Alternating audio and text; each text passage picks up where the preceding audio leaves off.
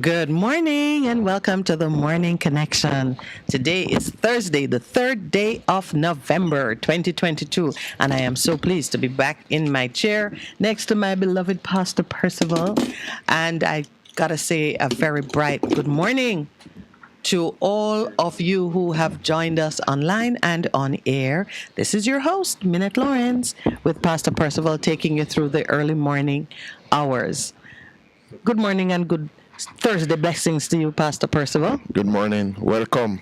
I told them that would have a surprise. Don't know who might show up this morning. I am the surprise. You are the surprise because I told them next week. But somebody called me, Alika Birdie, said, Alika Birdie tell me she's going to come back today. Today? No, I says, this is the third. So it's good to be here this morning.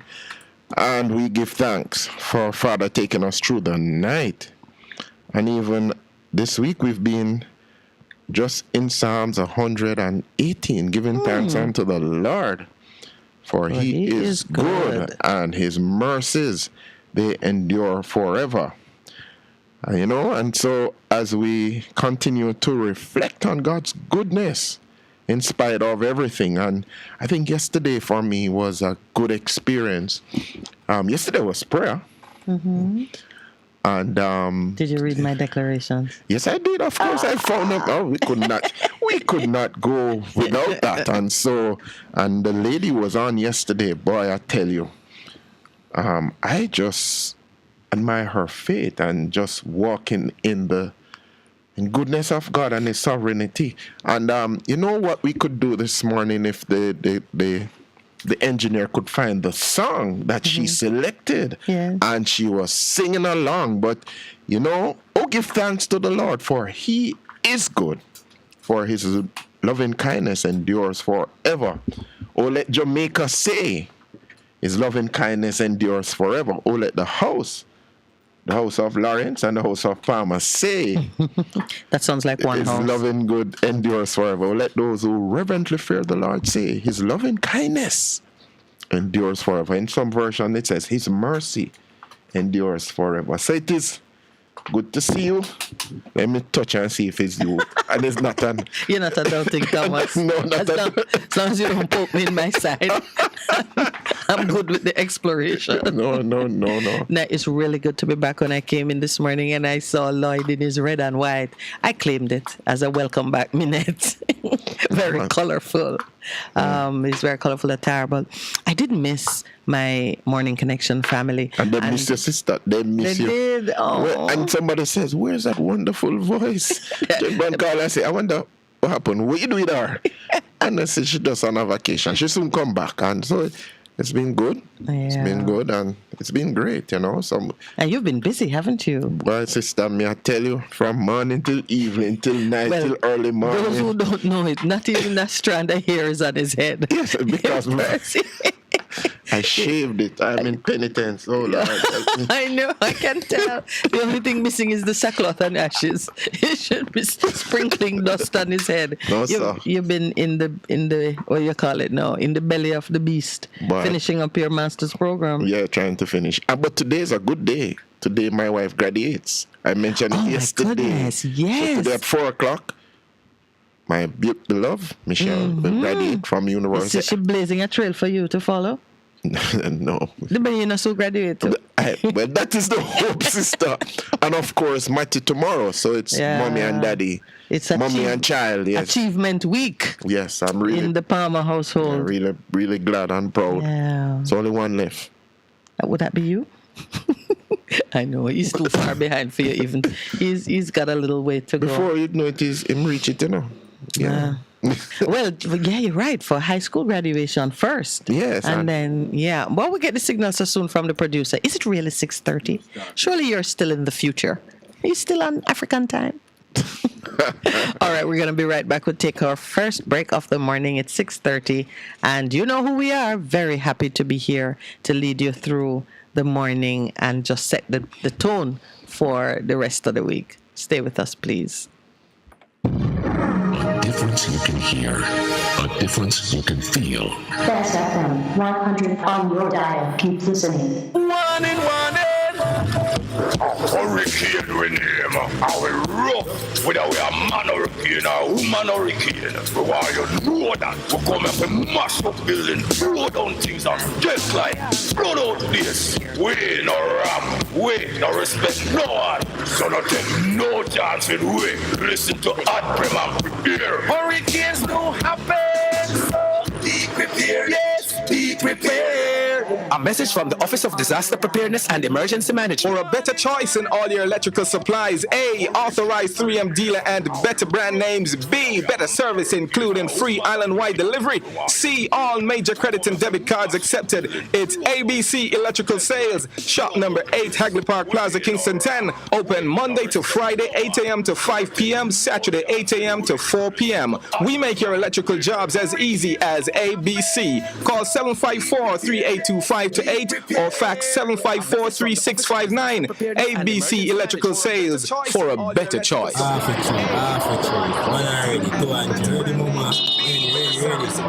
Is this the confusion you feel when trying to work your way through medical systems in Jamaica? Try a dose of Ask Dr. Mary every Thursday at 5 to 6 p.m. Let Dr. Mary help you understand your medical problems and bring you to a calmer place. 754-3659. ABC Electrical Sales for a better choice. Half a tree, one and drive, half a tree. Bossy, away do I take taxi start? Jano, I want to tell you, say, at 2 months now, my transmission mash up, and me check everybody and can't hear nothing positive. Yeah, hear me? Yeah, waste all that time I shop around and never call the experts. Winters Auto have them. Them have over 35 years of experience and them diagnose the problem and get back your transmission brand new. For them service excellent and efficient. Trust me, man. Yeah, hear me? Call them at 929-7040 or go to them at 106 Maxfield Avenue, Kingston 13 and talk directly to the boss. Just tell them I'm me send you. Wow, you big star. Yeah, man, respect my boss. I try calling her, cause trust me. Waiters Auto Spares and Repairs, good afternoon. What a relief. What should a taxi service do for you? On-time taxi service is more than just a ride to the other side of town. The best taxi service. They offer clean and spacious vehicles, reliable service, and promise to always look out for their customers. They'll come when you call and take you where you want to go on time. Need a cab from anywhere at all. You can call us at 926-3866. We are something special on the road. Best 100 FM is the authentic voice of Jamaica, promoting your prosperity with better vibes and better music. Let us promote your goods and services for you. Advertise with us. For more information, call our office at 876-276-8935. That's 276-8935. The Morning Connection is not your usual talk show. We aim to stimulate discussion and chart new paths to self-empowerment. So please join us, Minette and Percy, on The Morning Connection, Mondays to Thursdays, 6 a.m. to 10 a.m. on Best 100 FM. It's good, it's better, but nothing beats.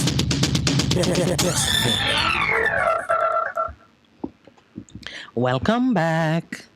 Pastor Percival, where do we start today? I've been independent of you.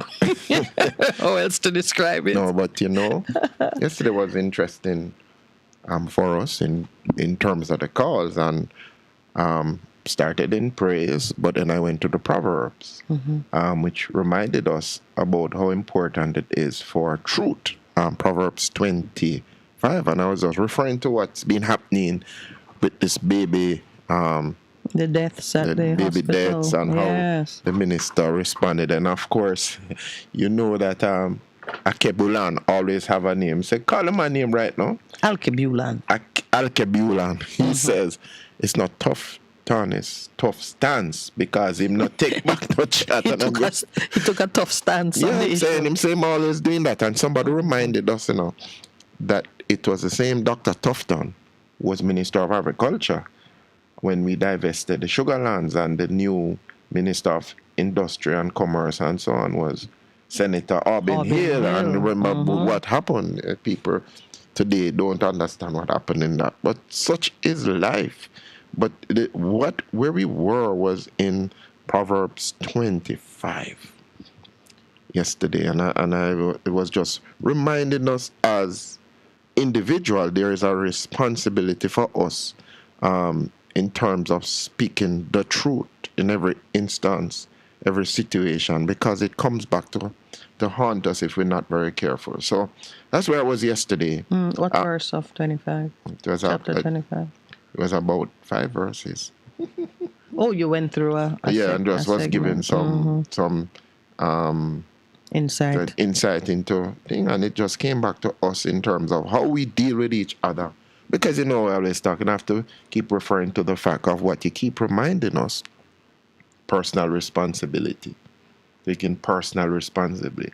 Moving forward. Not leaving it and said, them, but what can I do in regards to us? Because that is our most important obligation under the covenant. And we are going to go back to looking at covenant relationship, because in the hierarchy of relationships, it is first the covenant between God and man, then the covenant between man and man, which must in all situations honor the covenant between God and man.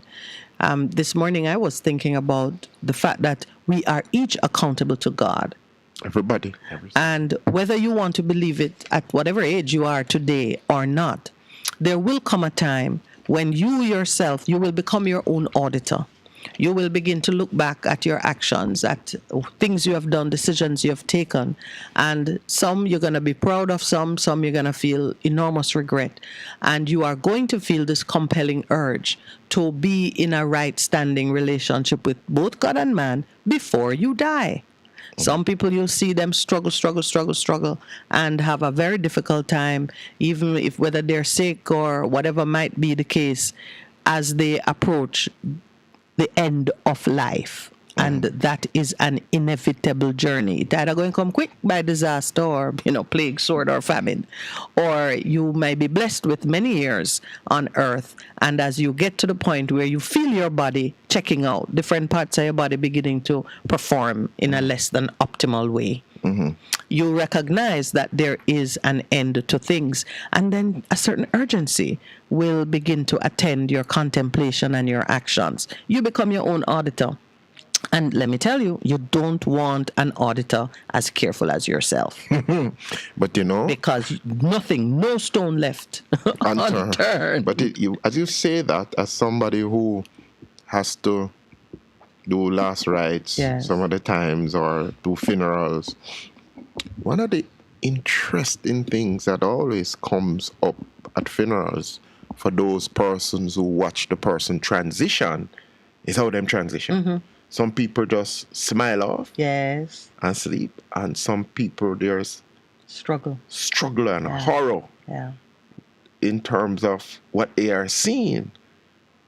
And I'm going, why is it that some people just sleep off and even though they must smile so? You look at them and some people are going, it look like there was sheer fear and horror when this moment came. Yeah, because they're now writing the final audit report and it's no good. Aye.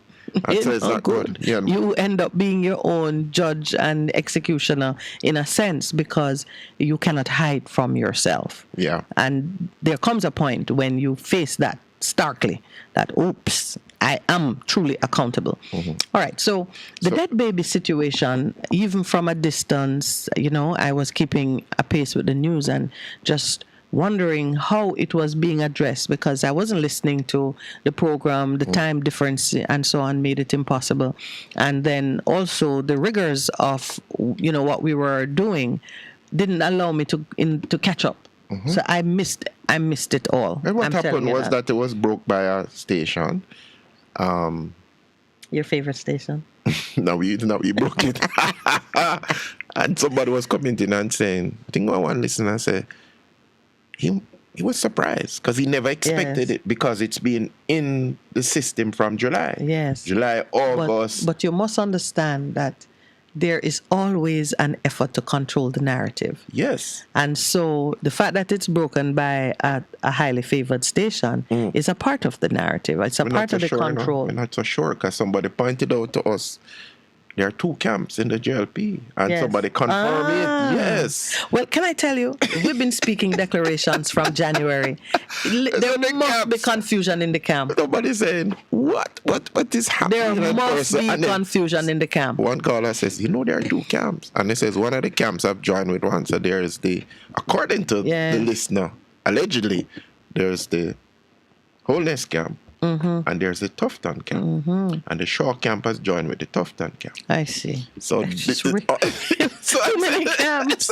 So I said to him, where you get that from? You look like you're a fly on the wall. And he said, no. And then somebody come back the following, and no man is true him talking. But before we leave this, it says, like a muddied fountain and a polluted spring. Is that Proverbs 25:26. Like a muddied fountain and a polluted spring is a righteous man who yields and compromises his integrity before the wicked. I was going to say this, and it is very much in the vein of what you're saying. The station that is popularly described as JLP FM. Yes. The newsman at that station is a newsman. Let me tell you, if there's a person living to his calling, that man is living to his calling. He is first and foremost a journalist. And a good story is a good story. It don't matter who might get called or caught up in it. And I think if one were trying to manipulate the handling or curating the news, he would be an excellent person to have on your side, because he is going to break the news, but he has the ability to deliver it in a context that can inspire conversation and then give whomever wants to manipulate the opportunity to lead the discussion. I looked at what was happening, and I do remember the other dead baby story.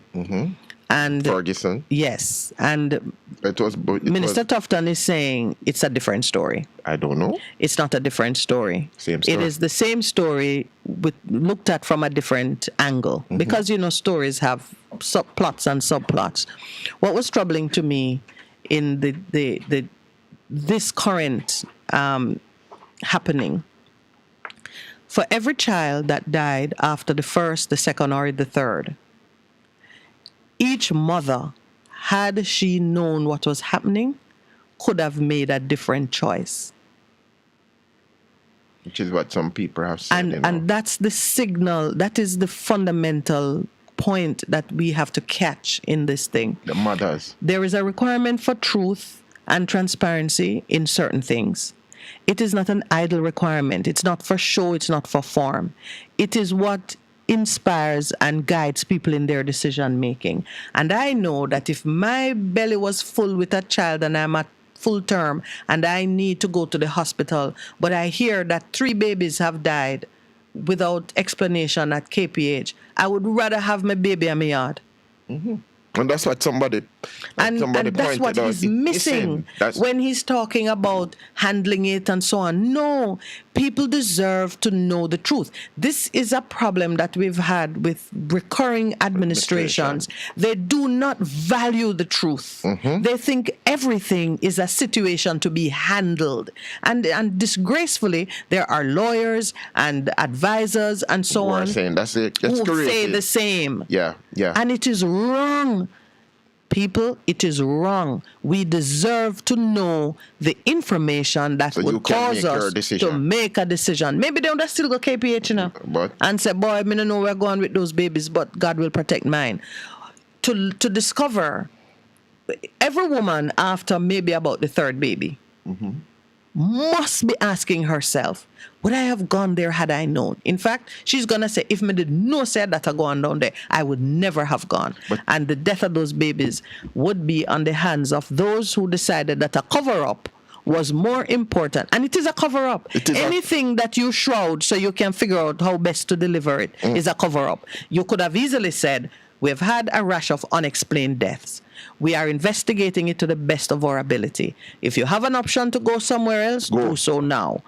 But you have, because remember, what if you just recall how that the other one played out itself is when Ferguson said they were not babies. They're not. They not in the real sense. Oh, you remember that? That was too much science for the rest of us. No, but you see, but as Jamaicans, most of us believe at the point of conception, it's a person as a human being. So to have said that in the parliament, yes, it was insensitive. It was insensitive. Yeah. But listen to this. This is Proverbs 24. To show partiality in judgment is not good. He who says to the wicked, you are righteous, people will curse him. Nations will denounce him.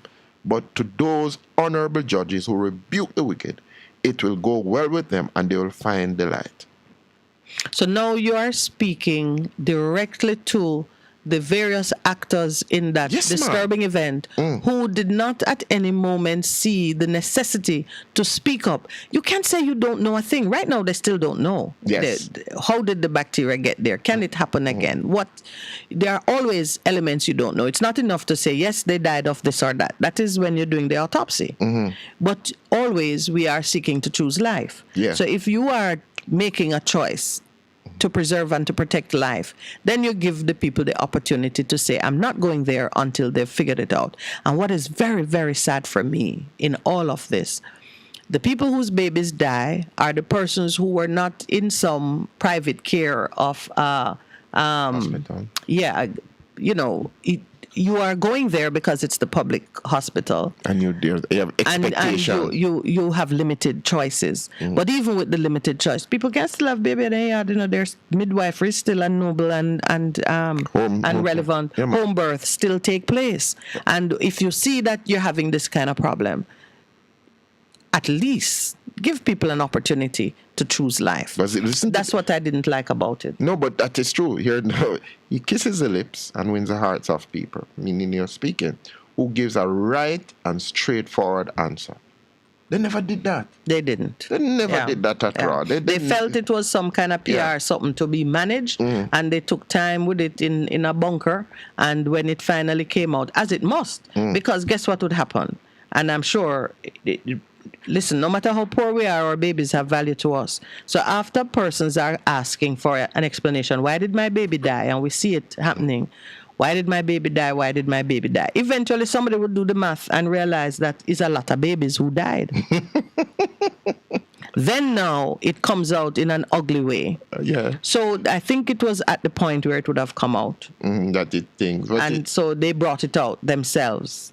And seek to manage it. I pray that Jamaicans don't allow the wool to be dragged over our eyes constantly on these matters, because it's not the fact that it happened.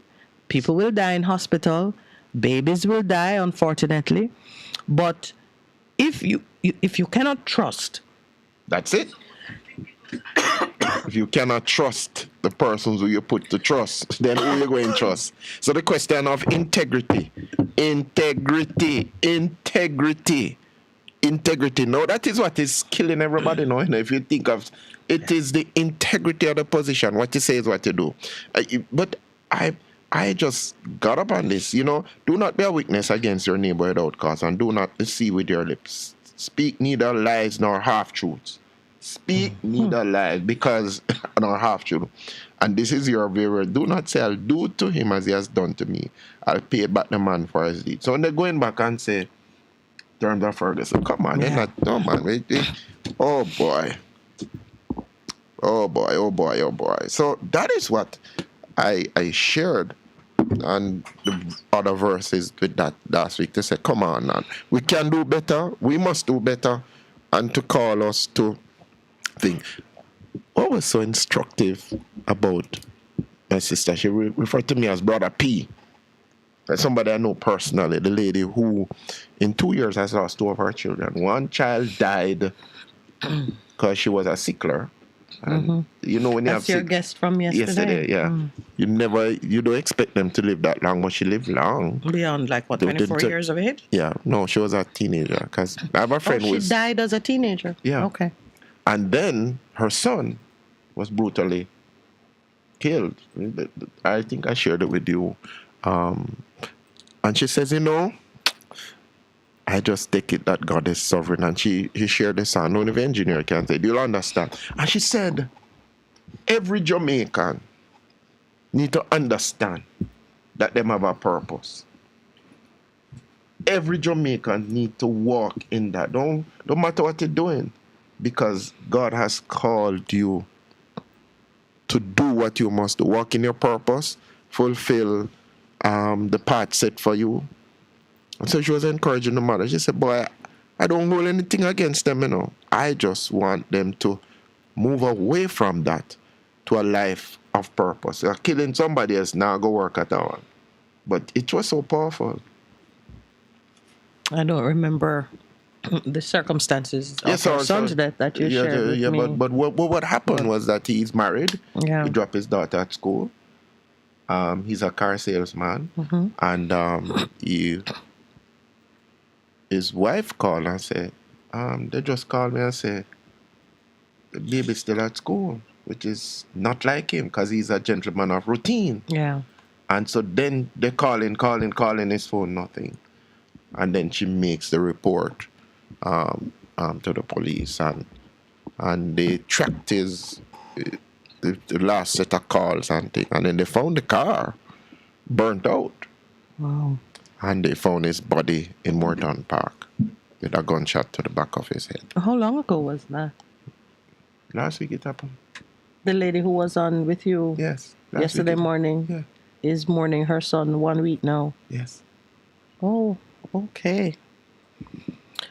Wow. Yes, but she says it, I don't know, but it's the grace of God. It is God that is sustaining me. And she requested a song. And she prayed for the mothers who are grieving. And she prayed for the children. And she said, Lord, let purpose prevail. And why? I was reading in the book of Hebrews how the discourse that the writer had on why Jesus is greater than Moses.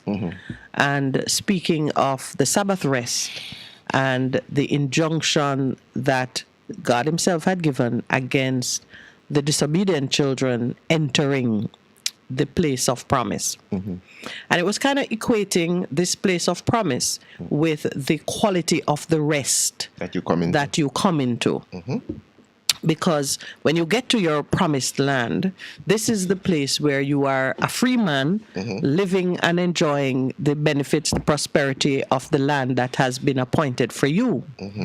And in that place, in that way of living, you are enjoying a rest from enslavement, a rest from hostile attacks by the enemies, those who are either trying to take from you or who are trying to entrap you into some lifestyle that is for their benefit and not yours. And I've long been considering this business of rest when Christ says, come to me, those who are weary, and I will give you rest. And even looking at the Sabbath as a time of rest and having a quality of peace and just stability in your affairs that is promised by God. This lady that you spoke of, a week from the discovery of her son's body, she is clearly living in that place of rest. Yes, man. Because you notice some people are traumatized to the point where they get no peace, no rest. But there is a relationship you can enter into that gives you access to that rest. There is on the front page a headline, Abduction Nightmare. And it recounts the experience of a 19-year-old girl. It is told through her mother's voice because she is currently hospitalized and is not speaking. But her mom is telling about the 48 hours of hell that her daughter went through after she entered into a taxi, I think on Monday night. And they eventually threw her out and she was found and taken to the hospital. A couple of things from it. One, God spared her life. Yeah. So even as your guest yesterday prayed for those mothers who have to contend with this kind of thing, that mother is celebrating. In fact, she ends her account by saying, God is so good. Because her daughter is alive. And, you know, I thought to myself, there is a slight improvement in the heart of whatever is plaguing this country, because they would have killed that girl. Yeah. That other young woman in Portmore who the taxi man, you know, raped her and mutilated her body and so on. This other child could have had the same experience. She tells, however, that there was a woman in the gang that abducted her. There was a woman. And the mother here recounts that it was a direct appeal to the woman that caused the people to throw her out, because the men were determined to kill her. She pleaded with the woman. She recounted. She referred to her own child. The 19-year-old girl has a child, and she said, you wouldn't want for your life to be taken and your child left motherless. Also, the woman there was about similar age to her? The other young. No, that's not mentioned. Okay. But, you know, it must be a woman. Clearly it was someone who she looked at and could say, if you have a child, what would you want? What would you want to happen? And that's I told you privately, and I'm saying it on air now, that young lady who survived, I am pronouncing a Joseph anointing on her. Do you remember Joseph as a child who drew the jealousy of his siblings, and they determined to kill him? And one man said no. And one said no, put him in a pit. It's coming out. She's come out, and she's about on elevation. Let me tell you, she will open doors for her family. This experience is nothing short of a miracle in Jamaica of today. They had her in an abandoned building for 2 days. Did not feed her. She was obviously traumatized. She doesn't mention, the mother says, she didn't mention that she was raped. But for whatever purpose they took her, it wasn't for money. That's how we're trying to, yeah. It was not for money. They took her, and she's alive today.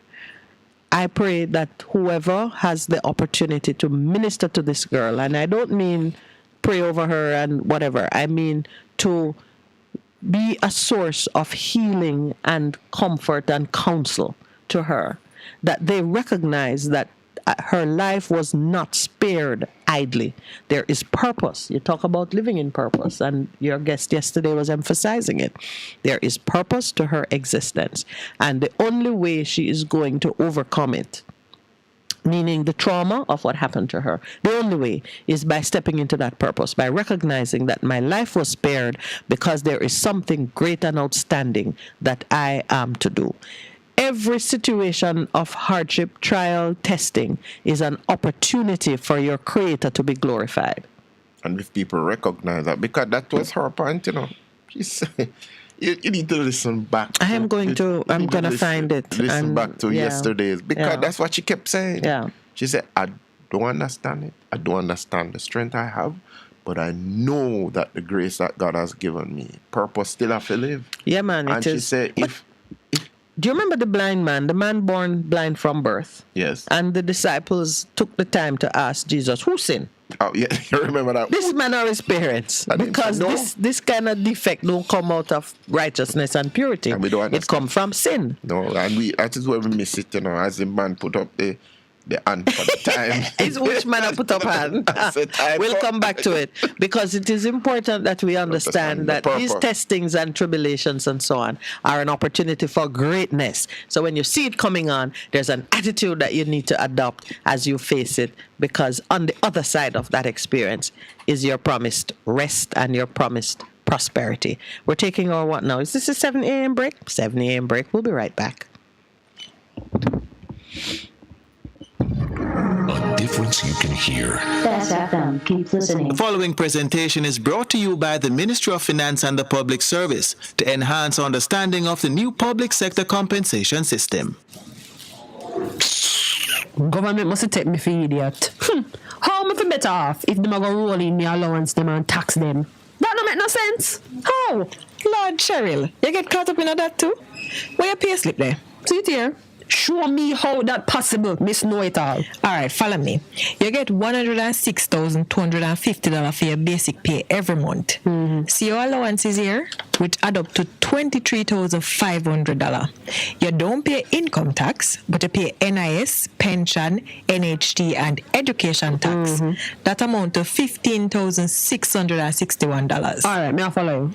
All right, no. Your total net pay for the month is $114,089.18. Now, let's say under the new compensation system, your annual basic pay is $2.7 million for the year. And this amount absorbs the 3 allowances them where you used to get. Meaning, you get one money. I remember now, them can't pay you less than what you did get before. That's not possible. You will pay tax on the difference when more than $1.5 million because that is the threshold. So you pay NIS, pension, NHT, little income tax, and education tax. That add up to $47,656. Then that no more tax than what me did pay? Yes, but no more money you get now. Stay with the thing, my girl. So after your statutory deductions, pension, and NIS, your new net pay will be $177,340.50. That the more money that way you earn when you add up your basic pay and your allowance them. Yeah, not true. Well, no, that's about $60,000 more a month, right? Yes, and if it was a case when them put you upon the new compensation system, your compensation higher than the level where you're in, you would get a temporary non-taxable allowance, cause them can't make you worse off. You follow me? So don't worry yourself, my girl. Just wait till you get the official information. Why, thanks you, Michelle. Never go buy a lunch out of the retro money, cause now April 1 it's effective. The preceding explanation on the new public sector compensation was brought to you by the Ministry of Finance and the Public Service. Visit mof.gov.jm to learn more. Finding it difficult to formally close your pandemic-hit business? Well, from now until January 31, 2023, it's costing less to be removed from the company and business name registers at the Companies Office of Jamaica. Local companies now pay only $7,500 to file for closure notices. For overseas companies, it's $6,000. Entities must first submit a letter requesting removal from the company registry, along with a statutory declaration indicating no assets nor liabilities. Companies taking advantage of the offer will not be required to bring the status of the company up to date. For business name closures, it's $600 along with a completed BN6 closure form. Should the business have multiple outstanding renewals, payment for only one renewal period will be required. For more information, visit orcjamaica.com. Hello? Mommy, it's who I ticket. Hush, child. Me no want them see we. But mommy, is the census takers? Me not tell them my business. But mommy, they need information about all the households to help make decisions about where to put things like clinics, stores, and new roads. So? Come, mommy. You count, me count, all our count. Census Day is September 12th. Look out for the national census takers in your community and let them know you count. No man, watch the pile of rubbish in the public space. People nasty, Hold on there. Sandra, where you stop for? Look here, me have to take a picture and send to NSWMA. You never hear about the app where you can use to report illegal dumping and littering? Now what you say to me? Yeah man, you can call them or download the app from the Apple or Google Play Store. Well, me have to go download the app because enough littering me see in this town, yeah. Report littering or illegal dumping in public spaces to the National Solid Waste Management Authority. Call 876-448-3220 or download the NSWMA app to report illegal dumping and littering. No containers, no mosquito, no dengue. So anywhere there is a breeding site, come make we get rid of them there. Believe me, people don't play no fool. It's the only way to be dengue proof. Use repellent and cover up. But just in case you have a high fever with severe headache, pains to nausea, take a paracetamol, drink lots of water. No take no chance, still visit your doctor. Clear the site, avoid the bite, but just in case, treat it right. A message from the Ministry of Health, sponsored by the NHF. A production of the Jamaica Information Service, the voice of Jamaica. A difference you can hear. A difference you can feel. Best FM, keep listening. Warning, warning. When there is a hurricane warning, but button down, tie down everything. Lift appliances and furniture off the ground and secure your valuable items. If you wanna boat, secure it on land and turn on your yard. If you a fisherman, make sure you turn off every breaker, and before you sleep, turn off your generator. Flooding, that is a real danger. If you live a gully bank, river bank or low line area, if you see flood waters are rising, get out, get out. Heed the warning. If your land starts slipping and sliding, get out, get out. Heed the warning. Hurricanes gonna happen, so be prepared. A message from the Office of Disaster Preparedness and Emergency Management. For a better choice in all your electrical supplies, A, authorized 3M dealer and better brand names. B, better service including free island-wide delivery. C, all major credit and debit cards accepted. It's ABC Electrical Sales. Shop number 8, Hagley Park Plaza, Kingston 10. Open Monday to Friday, 8 a.m. to 5 p.m. Saturday, 8 a.m. to 4 p.m. We make your electrical jobs as easy as ABC. Call 754-382-528 or fax 754-3659. ABC Electrical Sales, for a better choice. Looking to clean your vehicle super clean? 123 Clean Car Wash, located at 2 1/4 Osborne Road, Kingston 10. Entrance on Grove Road, below Tropical Battery. They wash and vacuum, undercarriage wash, engine wash, polish and compound, shampoo and detailing. Call them at 876-631-3400. 123 Clean Car Wash, the best in the business for a cleaner wash. 1, 2, 3, believe me, it's so easy. 1, 2, 3. What should a taxi service do for you? On-Time Taxi Service is more than just a ride to the other side of town. They offer clean and spacious vehicles, reliable service, and promise to always look out for their customers. They'll come when you call and take you where you want to go on time. From anywhere at all. You can call us at 926-3866. We are something special on the road. Veteran Printers for all your printing needs. We specialize in calendars, flyers, brochures, and more.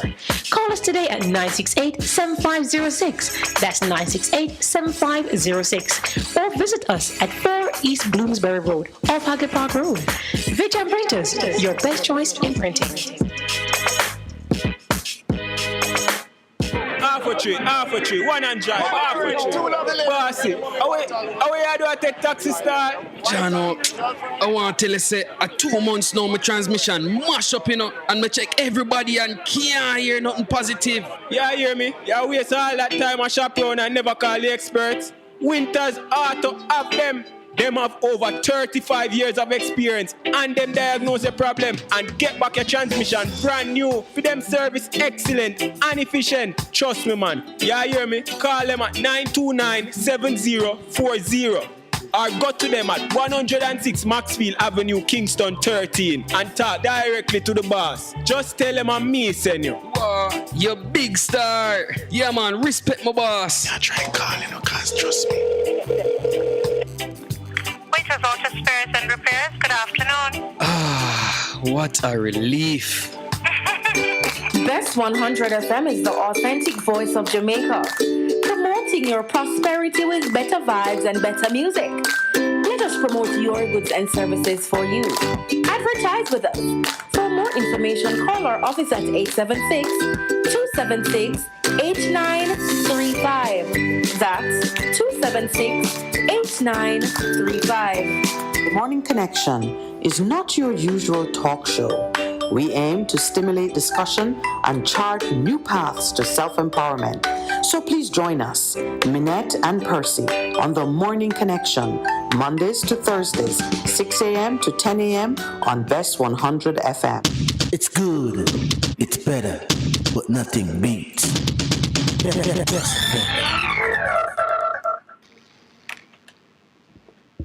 Welcome back. We've been just kind of reviewing some of the issues, a number of news reports and so on that were top of the brain while I was away. And the bottom line, even as we try to link the pieces, and I know that is something which I have a responsibility to do, is that in all these things, we're seeing a pattern where those who have the authority to speak on our behalf and to take action on our behalf, meaning the people of Jamaica, they are treating with that responsibility in a way that invites more questions than gives comfort. That's true. And even as it says, more questions about dead babies. That is today's editorial. Yes. Gleaner editorial. And as self-serving as his position may appear to many, we agreed, Christopher Tufton, that the deaths of the 13 babies at the Victoria Jubilee Hospital from bacterial infection should not descend any further into a political scrimmage that diverts energy from dealing with the problem.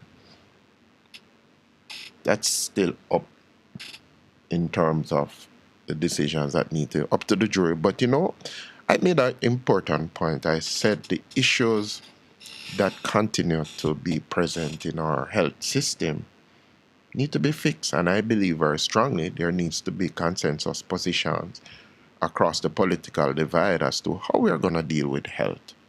If you remember clearly, it was free, then you had user fee, then it becomes free. But this lady, she called yesterday to say, I was a lady who called you about the Spanish Town Hospital, in terms of how they treated me. But then she was singing praises of what happened to her when she went down to KPH and how quickly they dealt with her in terms of the eye clinic that she went to. She said, when I went there with 100 people and in 2 hours her body was dealt with. And she said she couldn't believe it because she went to our boss in. I need a whole day. And she was surprised that she got you so early. So that caller highlights the inefficiencies. The difference between two public institutions, but under the same ministry. And so the question is, do they allow for best practices to be occupied? Because if you've spoken to people who work in the health system, I know a lot of people do, they say, that user fee that was charged we could use it to deal with a lot of things. It's useful.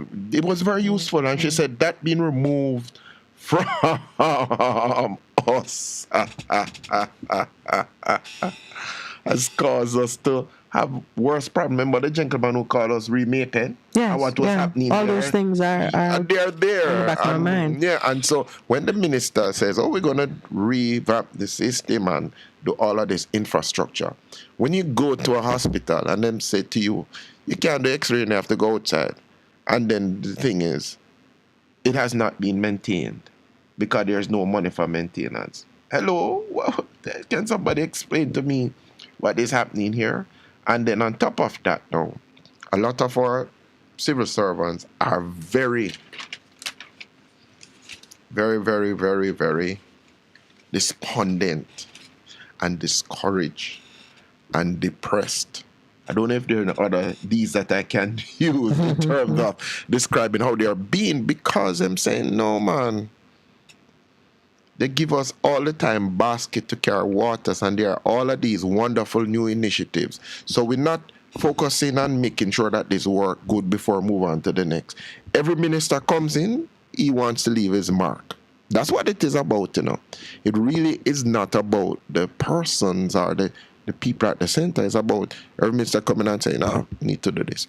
But there are some policy things that we just need to agree on and say, let's move forward. Because we are doing this because we love our people, and our people in Jamaica at the center of it. So why is Simi laughing? Is this new headline?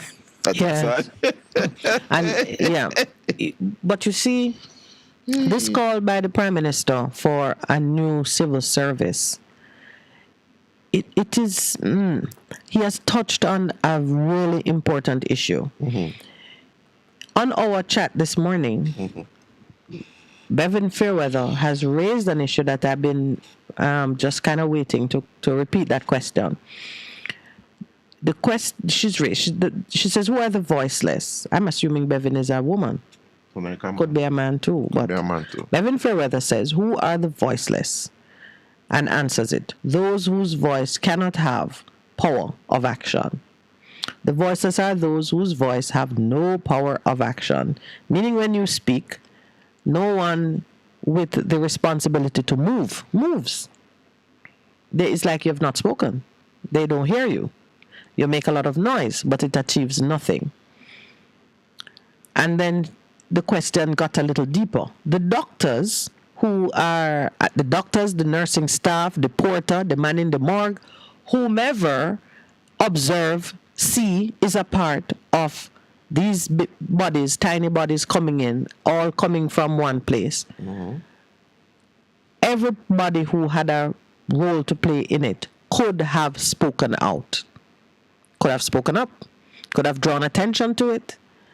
And when I say up and out, I don't mean mentioning it within your closed group, because the closed group is also a part of it. True. It's bringing it outside so that the public who are sending their children, their pregnant wives, girlfriends, it is the whistleblowing. Remember, we have to go back before the John Select. Yeah, we're going to talk a little bit about that too. So here we are noticing that there are ordinary Jamaican men and women who have contact with these issues that require public attention and discourse, yet they are not speaking out so that the thing can be looked at seriously by the general population. The Prime Minister now calling for a new civil service is also touching on the same vein. He's saying the civil servants who they do the heavy lifting.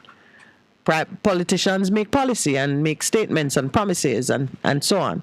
But they don't actually go into the trenches and do anything. The civil service. It is the civil service that moves the engine, that gets it fired up, that keeps it burning, that have the responsibility to ensure that what is given as policy achieves a particular result. And the importance of the civil service is something. We have one caller who says that the civil servants can a change in them can bring about the revolution that the country is calling for. They are the tax collectors. They are the ones doing all of the work. They're the ones who can bring money into the coffers. They are the same ones who are either making mistakes and entering into corrupt arrangements, or they know of it. Or they can and stop their voice could bring a halt. Because remember, as we talk about the importance of the civil service, take in consideration Minister of Education. Yes. Remember, that a dispute is still out there in the courts in terms of the guy who was the permanent secretary was moved out. Mm-hmm. So that a certain transaction couldn't happen. And then when he was moved out, a lot of these transactions happened that took place. That lady who was acting, she has been put on leave, and then somebody is acting for her. Right. Yeah. So you see, they have knowledge. Prime example. They have knowledge. They have access to information, and there's much that they could accomplish by just taking a stance. Yes. This is what the Prime Minister says, and he was speaking to 7. They're called Jamaica House Fellows. I guess another word for them would be interns. Right. They're going to work in Jamaica House. Speaking on that occasion, he says, there is the issue now of the people, the leadership, that would mean him, the human capital, that would be us, with the socio-emotional intelligence to have dreams, convert those dreams into visions, convert the vision into policy and law, and then to implement. We have many dreamers in our society. We have some visionaries. We have a lot of policymakers, all of you in this room. But where are we falling down? Implementation, he acknowledged. He said the capacity of public bureaucracy would have to be looked at in tackling this challenge, ensuring that key areas are staffed with well-trained, experienced people who are willing to take the initiative and identify opportunities to improve. Holness said government institutions are partly populated by people who are not inclined to use their initiative to change the status quo, even when things are clearly not working and the system is in need of an overhaul. So, all civil servants, see there, your Prime Minister is giving you permission to speak up, to exercise initiative, and to identify opportunities for improvement. Now, it is the civil servants who remain unchanged when the political winds blow. That's true. In large measure. I mean, permanent secretaries. Yes, Minister. You remember that comedy? That one? Yes, Minister? Yes, Minister. Yes, yes Minister. Yes. They are the least variable factor in the equation. So really, if, as the Prime Minister is saying, they were to exercise the initiative and identify these areas of improvement and push for it, we could see the kind of revolution that we're talking about.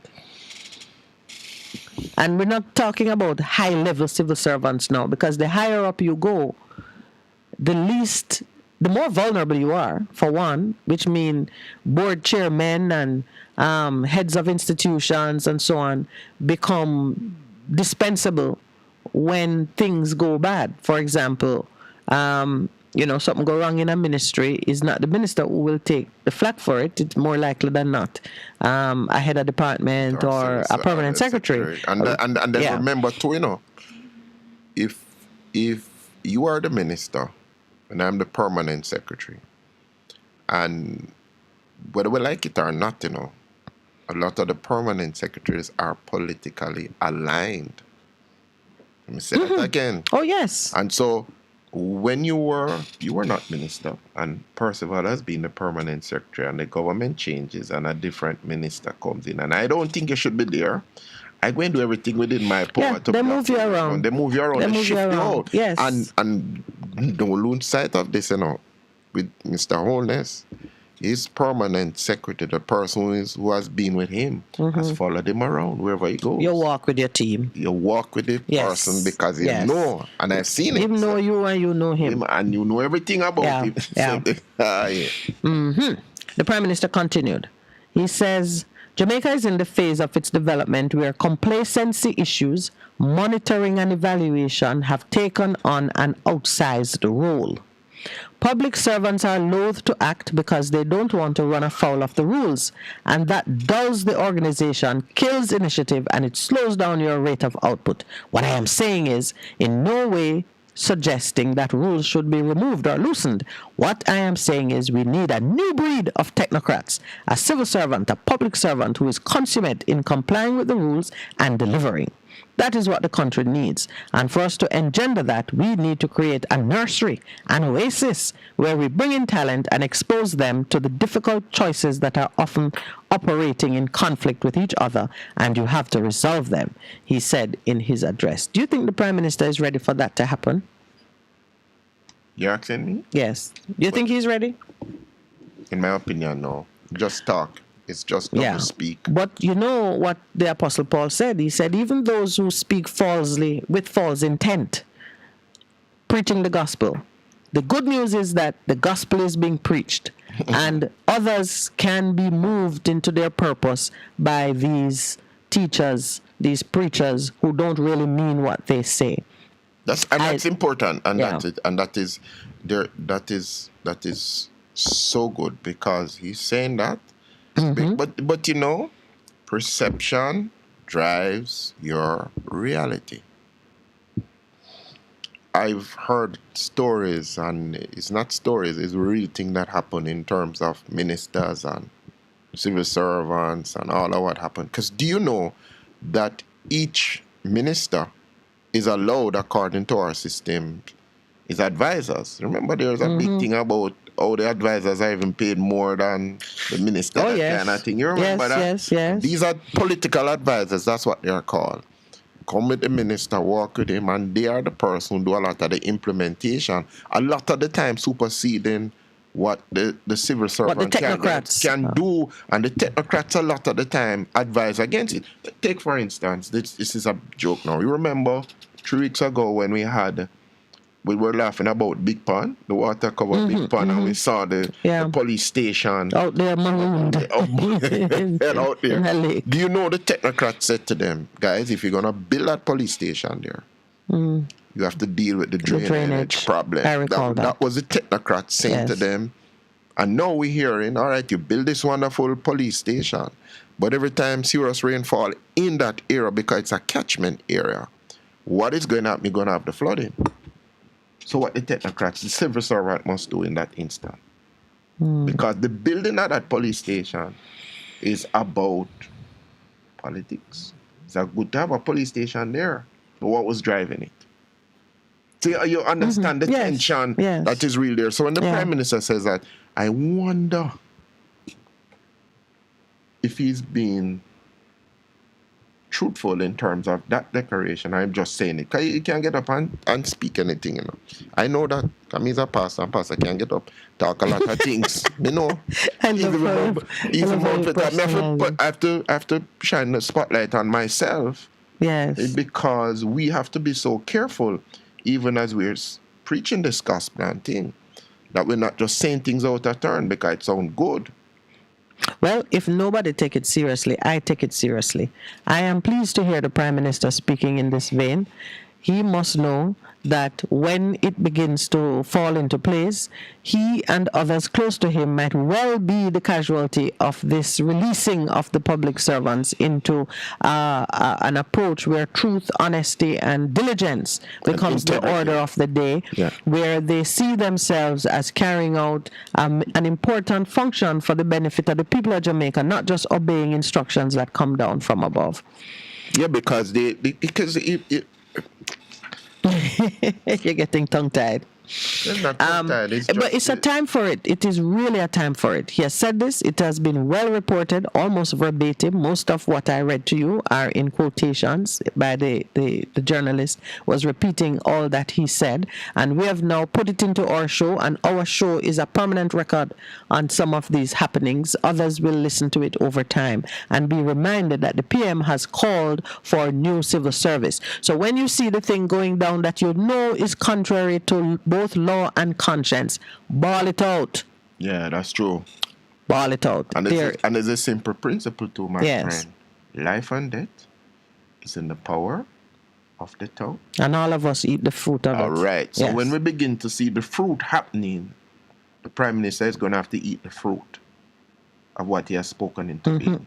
There is a rather complicated story being reported on concerning Cubans using Jamaica as a hop-off point to get to Mexico and ultimately to the U.S. This can't be anything new. Jamaica's geopolitical standing has not changed. We were always neighbors to Cuba and just an hour and a half from Florida. And there's always been, in all my lifetime, yours too, Cuba has had a tense relationship with the U.S. So instead of going so to this is not new that Cubans would suddenly come to Jamaica and go to the U.S. In fact, right now, Americans who want to go to Cuba use Jamaica as a tip-off point. You never know You that. come to Jamaica, your passport is stamped Jamaica, you go into Cuba, whether by boat or by air, your passport is not stamped, you come back to Jamaica and you go home. So we've been doing this as good neighbors for a long time. A long time. Long time. Now, all of a sudden, there's a probe into this arrangement or the possibility of Cubans entering the U.S. illegally through Mexico. But I know for instance, Jamaican went to Mexico, now it's in the U.S. Yes, Jamaicans also use Mexico. Because the open border, and I remember what has happened with the open border policy in the U.S., so many millions. But here's why I'm mentioning the story, because we just have like 1 minute. When you read the story, what you see is a change in how Jamaica is handling its immigration affairs that has opened the door to a level of fraud and corruption that is worthy of deep review and consideration. The story, as it goes into the nitty-gritty, speaks to Jamaica now using customer service reps to engage with foreign nationals, to take documents and to do the initial vetting. They're not using immigration officers for that purpose anymore. And there's talk of potential fraudulent documents at work in managing how persons are transiting Jamaica for anywhere else, whether it is Cubans or Haitians or whatever. And there is talk about PICA needing to re-examine its affairs and its operations so that skilled and experienced eyes can be at play in how we look at foreign nationals. The immigration officers have a grouse because they have been put in a back room, is the way it is said. And what I can imagine is that cheaper hands are at the front desk handling the mass of not just what happens. Loophole. Yes. And what I see is the opportunity now for passports to be sold. And it's not just, I am aware that Chinese nationals do it the same. Come here and want certain opportunities. Anybody who wants a Jamaican passport is a valuable thing. Mm-hmm. And if you can use false documents to move through the world, see there. So PICA, and that's what concerns me. It's not whether Cubans are, using Jamaica as a hop-off point. You shift the how we train are person. managing our arrangements, and it is disturbing. But it seems true that perhaps the United States government has thrown a hat in the ring. That's it. And maybe pushing us to review certain things, because if we are part of a leaky border for them, it becomes a big deal. No, but them border open and leaky already. But you know how they are. Last 2 years. But you know how they are. Their freedom must be such that the man in Texas can look across this land. You, all the way over here, is the one whose foot will be held to the fire to ensure that the Texan landowners' freedom is not disturbed. No, but it been disturbed because Biden did don't say. and Trump wanted to build a wall. And the wall right. built. So we're at 7:32. Oh my, such liberality this morning that they allow us to keep speaking. We'll take our break. I regard it as a welcome back present. Those 2 minutes. A difference you can hear. Fast FM keeps listening. Warning, when there is a hurricane warning, button down, tie down, everything. Lift appliances and furniture off the ground and secure your valuable items. If you wanna boat, secure it on land and turn on your yard. If you a fisherman, make sure you turn off every breaker, and before you sleep, turn off your generator. Flooding, that is a real danger. If you live a gully bank, live a bank or low line area. If you see flood waters are rising, get out, get out. Heed the warning. If your land starts slipping and a sliding, get out, get out. Heed the warning. Hurricanes gonna happen, so be prepared. A message from the Office of Disaster Preparedness and Emergency Management. What should a taxi service do for you? On-time taxi service is more than just a ride to the other side of town. The best taxi service. They offer clean and spacious vehicles, reliable service, and promise to always look out for their customers. They'll come when you call and take you where you want to go on time. Need a cab from anywhere at all. You can call us at 926-3866. We are something special on the road. Half a tree, one and drive, half a tree. Bossy, how you do I take taxi start? Jano, I want to tell you, say, 2 months now, my transmission mash up, and I check everybody and can't hear nothing positive. Yeah, hear me? You waste all that time I shop around and never call the experts. Winters Auto have them.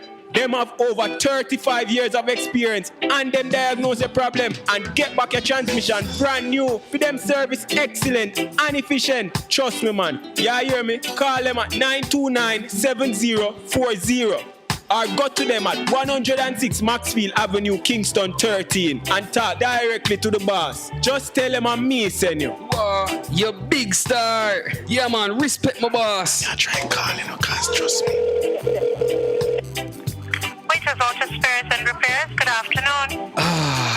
What a relief.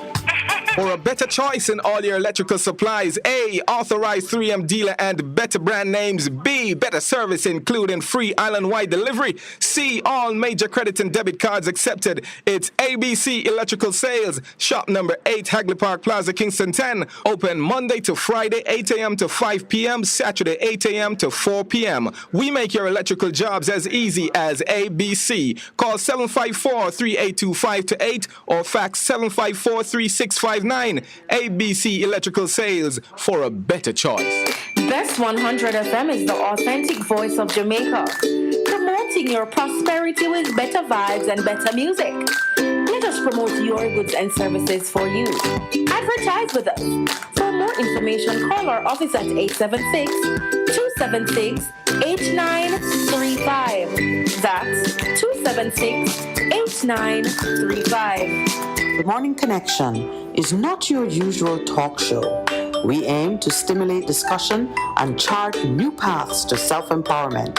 So please join us, Minette and Percy, on The Morning Connection, Mondays to Thursdays, 6 a.m. to 10 a.m. on Best 100 FM. It's good, it's better, but nothing beats.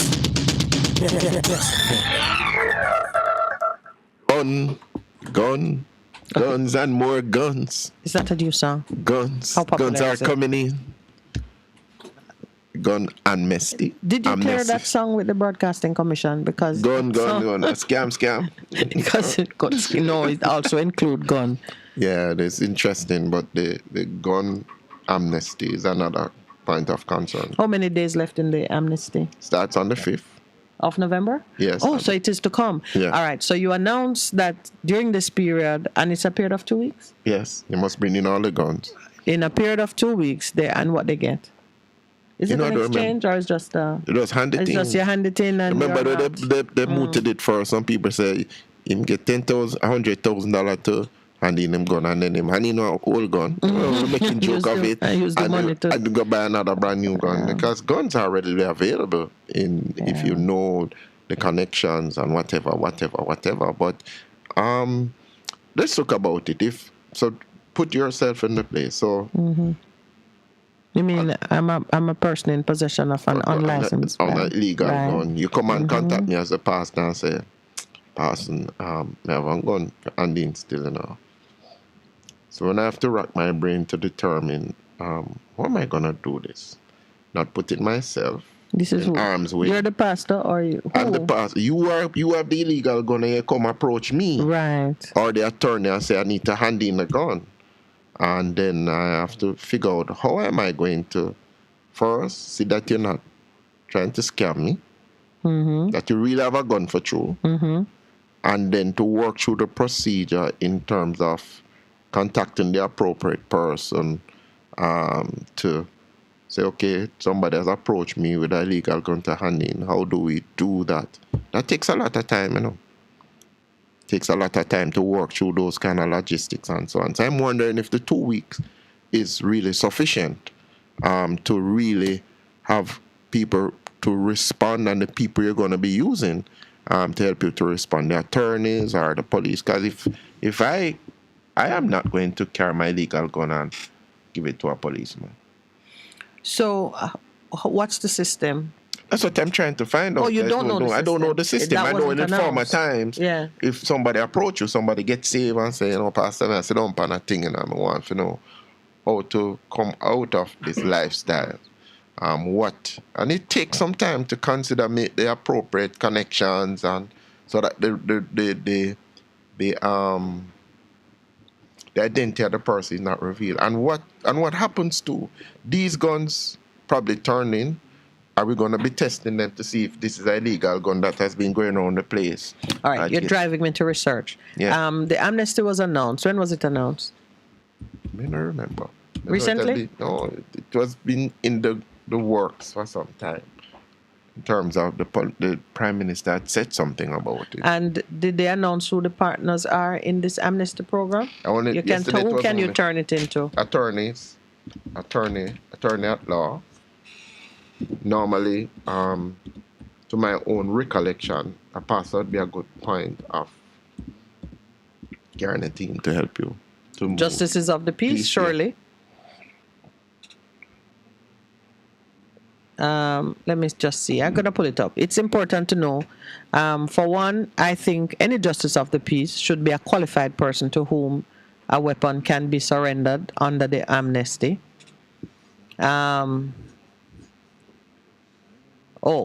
So far, what I'm seeing, a September report says a gun amnesty will be declared as soon as the new Firearms Act is entered into force. This is Minister Chang speaking. Being gazetted now, This amnesty will allow persons who may be in possession of illegal firearms the opportunity to surrender these weapons to the state without the fear of prosecution. Dr. Chang made the disclosure as he opened the debate on September 6th. So when it was declared per se, we should find it, because one of the things that we would certainly like to do is be among the voices that encourage persons to turn in these weapons and give some guidance on how to treat with it, as you are saying. I don't regard it as anything that would be, I don't regard it as being as challenging as you are saying, and requiring even a great deal of time, because everybody who is sitting on a weapon and is fearful that, you know, the new laws would expose them to greater penalty or so on, and maybe because Holy Spirit has been busy working on their conscience and telling them it's time for you to put down this way of life and move into something different. This is a godsend, a blessed opportunity for you to turn in the weapon and walk away without fear of prosecution. So, outside of whatever it is the minister has said, I think sane, sensible voices adding their weight to how you could go about doing it. Whether, even if it is that you know where a gun is, and you want someone to take receipt of it. As a justice of the peace, you must know how to have the police as your backup when you are on such a mission. If churches are to be places where people can just drop off the weapon, no questions asked, there's a box in a room, and that room would obviously have to be under guard. So, however you are doing it, I think it's a good thing. It is a good thing. I remember this though. I remember being at a conference over 19 years ago, and a lot of us had come from over the world. And I remember this gentleman from Lebanon said to me, I think I mentioned it to you previously.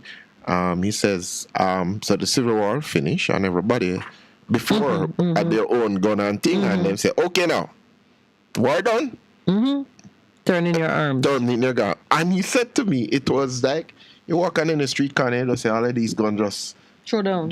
Yeah. Down. Yeah, that's what I'm saying.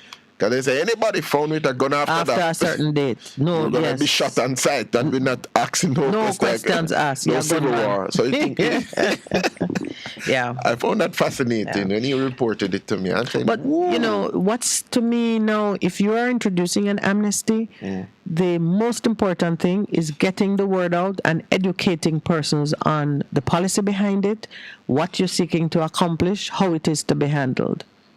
Because, even let's say there's a gun in your house.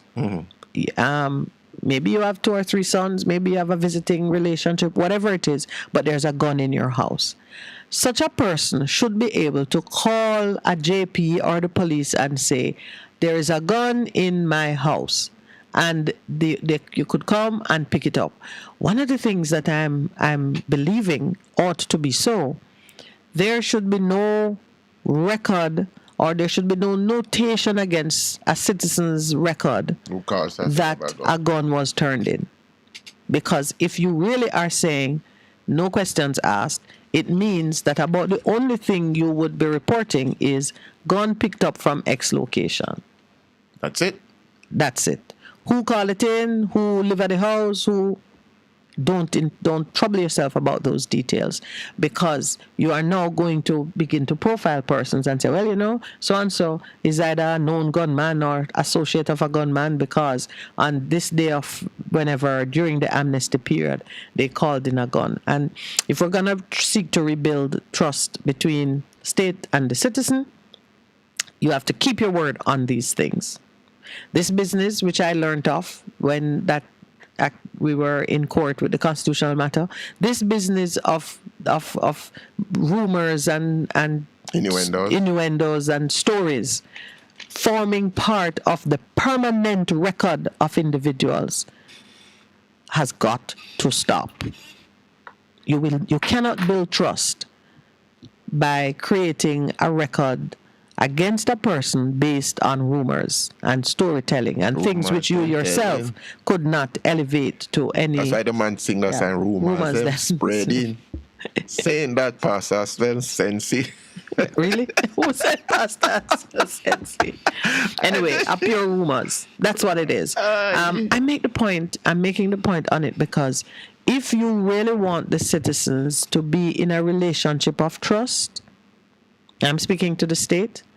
If you want us to be in a relationship of trust and respect, then you must be prepared to stop the creating of records that are used punitively at the time of your choosing. You have to.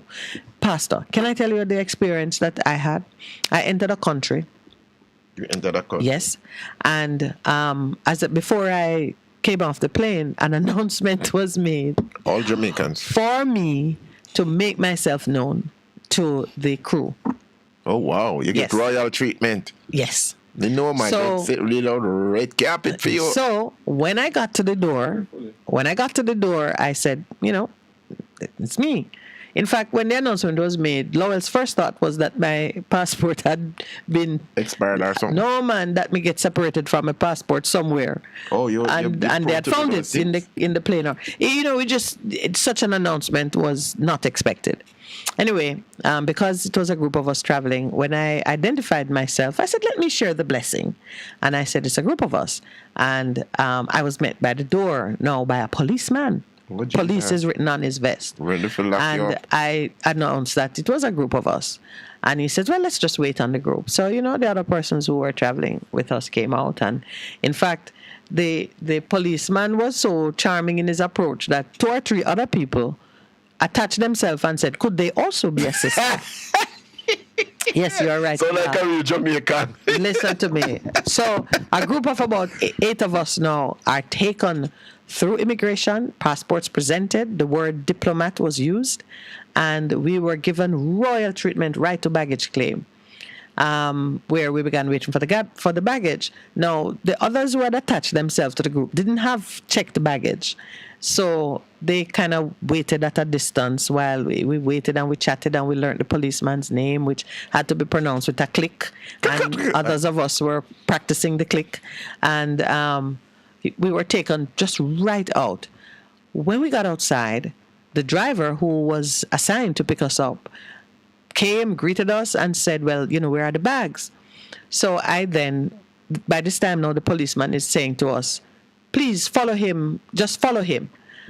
So we move behind him, and he takes us to a police station. So even the driver was saying, what is this? This is unusual. There's no need. So I said, well, our bags were not checked because he just sped us through immigration and we didn't even approach customs. So I'm just assuming that they need to check the bags. They did need to check the bags. The bags were thoroughly checked. They searched through, went into even my makeup bag, take out things, and they were searching with great intent. By this time, producer was alert to the fact that this is not normal. We were not really diplomats. We were really in custody. You're serious? Yes, Percival. So I hear Lowell outside asking, why are we being searched? And I overheard enough to gather that it was not random. You will hear the story again, because I'm going to speak it until it has the desired impact. When I had been thoroughly dealt with now, during the course, I was standing by the door while they searched the others. And a senior officer, he was senior in every way. He was taller than everybody else, better looking than everybody else, and his garment was spiffier than everybody else. He came and he made an inquiry. And it clicked a memory in my spirit. When we were arrested by the government of Jamaica right here in this country, and we were being processed, I remember the commissioner of police calling the arresting officer, and I could hear the man on the phone saying, yes, commissioner, no, commissioner, they're here now. We're dealing with it. An inquiry was being made as to whether we had all been arrested and charged. The officer came and began to ask the same questions of his subordinate. And the same kind of answers were being given. They're all here. We're searching. We've found nothing. And he says, yes, I will make a report. And I overhear this exchange. So I went out and I called this senior officer. They called him a colonel. Yes, I think. Yes, they said colonel. I called him. I said, Colonel, I would like to ask a question. He said, what is the question? I said, I'd like to know why I have been so thoroughly searched. Me use the word. The same words, thoroughly searched. He says, what did the officer tell you? I said, well, not much, because really, I thought that he was being of assistance to us in getting us through immigration. But I am detecting now that this is something very specific is going on. He said, yes, well, we were alerted by, and he called the name of an investigative division. We were alerted that Minette Lawrence was coming through and she should be given a thorough search. Let me say it now. This is in South Africa, you know. Minette Lawrence should be given a thorough search. So I said, is that a local investigative division? He said, yes. I said, is that a local division or is it international? He says, it is local, but it works closely with international agencies.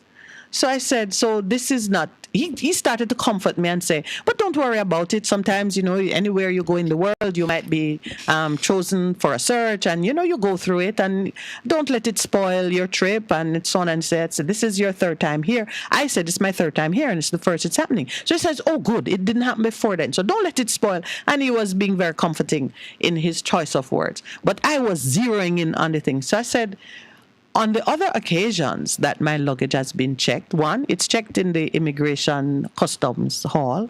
Two, it's random. I know that the Americans have a system that just randomly select passengers for search. So I said, is this a random search? He says, no, it's not. He says, from time to time, we do receive these alerts and we do our best to treat them seriously. So, my brother, and let me go and say it, a few days after appearing in Parliament and rattling the cage, I was selected for a thorough search as I entered a foreign country. And the only country that could send out such an alert is Jamaica. Nobody else knew. The only place that you would know that I have set out on a mission is from my own country where I presented my passport at the counter. I felt so bad, Percival. You know what I felt bad about? They can search me until the cows come home. But it's how I had opened it up so that other Jamaicans who were traveling with me were subjected to the same search. Mind you, the policeman, who it turned out was a fellow believer, was very, I think, from the time I said to him, I'm not traveling alone, there are others with me. I think from that time, he knew that it was a wild goose chase. Because I'm telling you, that man treated us like royalty. He actually told the immigration people that we were diplomats. Hey. And he was taking us through. And the other people who attached themselves to us got the same treatment. When they got to the police station, however, he told them they can go. But us, the little band of Jamaicans were taken inside this little police station and our luggage was laid bare in a little room and they searched us thoroughly. When me tell you thoroughly, you know, shake out clothes, kind of thoroughly. So to whomever is listening and whoever set it in motion, what you meant for evil, God used it for good. We were treated like royalty. And as they searched and searched, they realized that this was something punitive being inflicted on Minette and the people she drew into it. It was, it makes for good telling. It could have been like a good story. Yeah, but I'm going to deal with it because this is the life of anyone who speaks up, who seek to make a difference in how they approach various things. You got to be prepared for it, even as I try to release you into your purpose and reconnect you with your natural authority. because that is all I do. When I speak, I am only exercising my God-given authority to take command of my affairs and to be submissive to the God who created me with certain gifts and talents. That is what each of us need to do. When you see the Prime Minister calling for technocrats who will approach their jobs with diligence, initiative, and competence, he unwittingly is connecting you to your natural authority, because those are the attributes of any person created by God, blessed by God, who is moving in purpose. Whatever job you are given, you do it as though you're performing for the King of Kings, the Lord of Lords. You do it with every ounce of diligence, honesty, and good-heartedness in your being. When you do that, they will search you and shake you up down to the roots of your teeth. They will find nothing. Okay. God will speak for you. And somebody says, I believe that the sufferings of this time is not worth it. Incomparable to the glory that will be revealed in you when you go through those things. I thought about it, afterwards Lowell said to me, but who would set something like that in motion? I could call even the name. Of the person? Yes, man. Oh, well. Yeah, because we went into a place and we rattled the cage, and we're going to rattle it again if they permit us to go back. But whether we go there or not, some things is just a one-time only performance.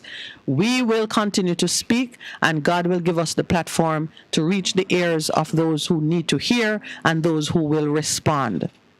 The devil only have one thing to do when you challenge him, Run. Go run and him go say, but hold on. Resist the devil and he will flee from you. No, but him go ask himself, how am I going to do? Because he's not omnipotent. So you don't know. He's not omniscient. I keep have to remind him that in a minute. Yep, he's not everywhere and he can't read your mind. It's a God that we serve is a God who is sovereign. And some of the times the enemies use as a pawn. You remember what Joseph said at the end? Because you raised Joseph this morning. Yes. I know I have the Joseph anointing to throw me in a pit 100 times. And Daniel too. And he says to them, you guys meant this for evil. But God turn it around for good. And you have to remember that. Before we close the prayer section, I had started off by saying every tribulation, every trial, every testing is an opportunity for God to be glorified. That blind man, born blind from birth, a question was asked about him, a question that we continue to ask when we see terrible things happening to good people. We see small children being abducted and brutalized and treated in an inhumane way.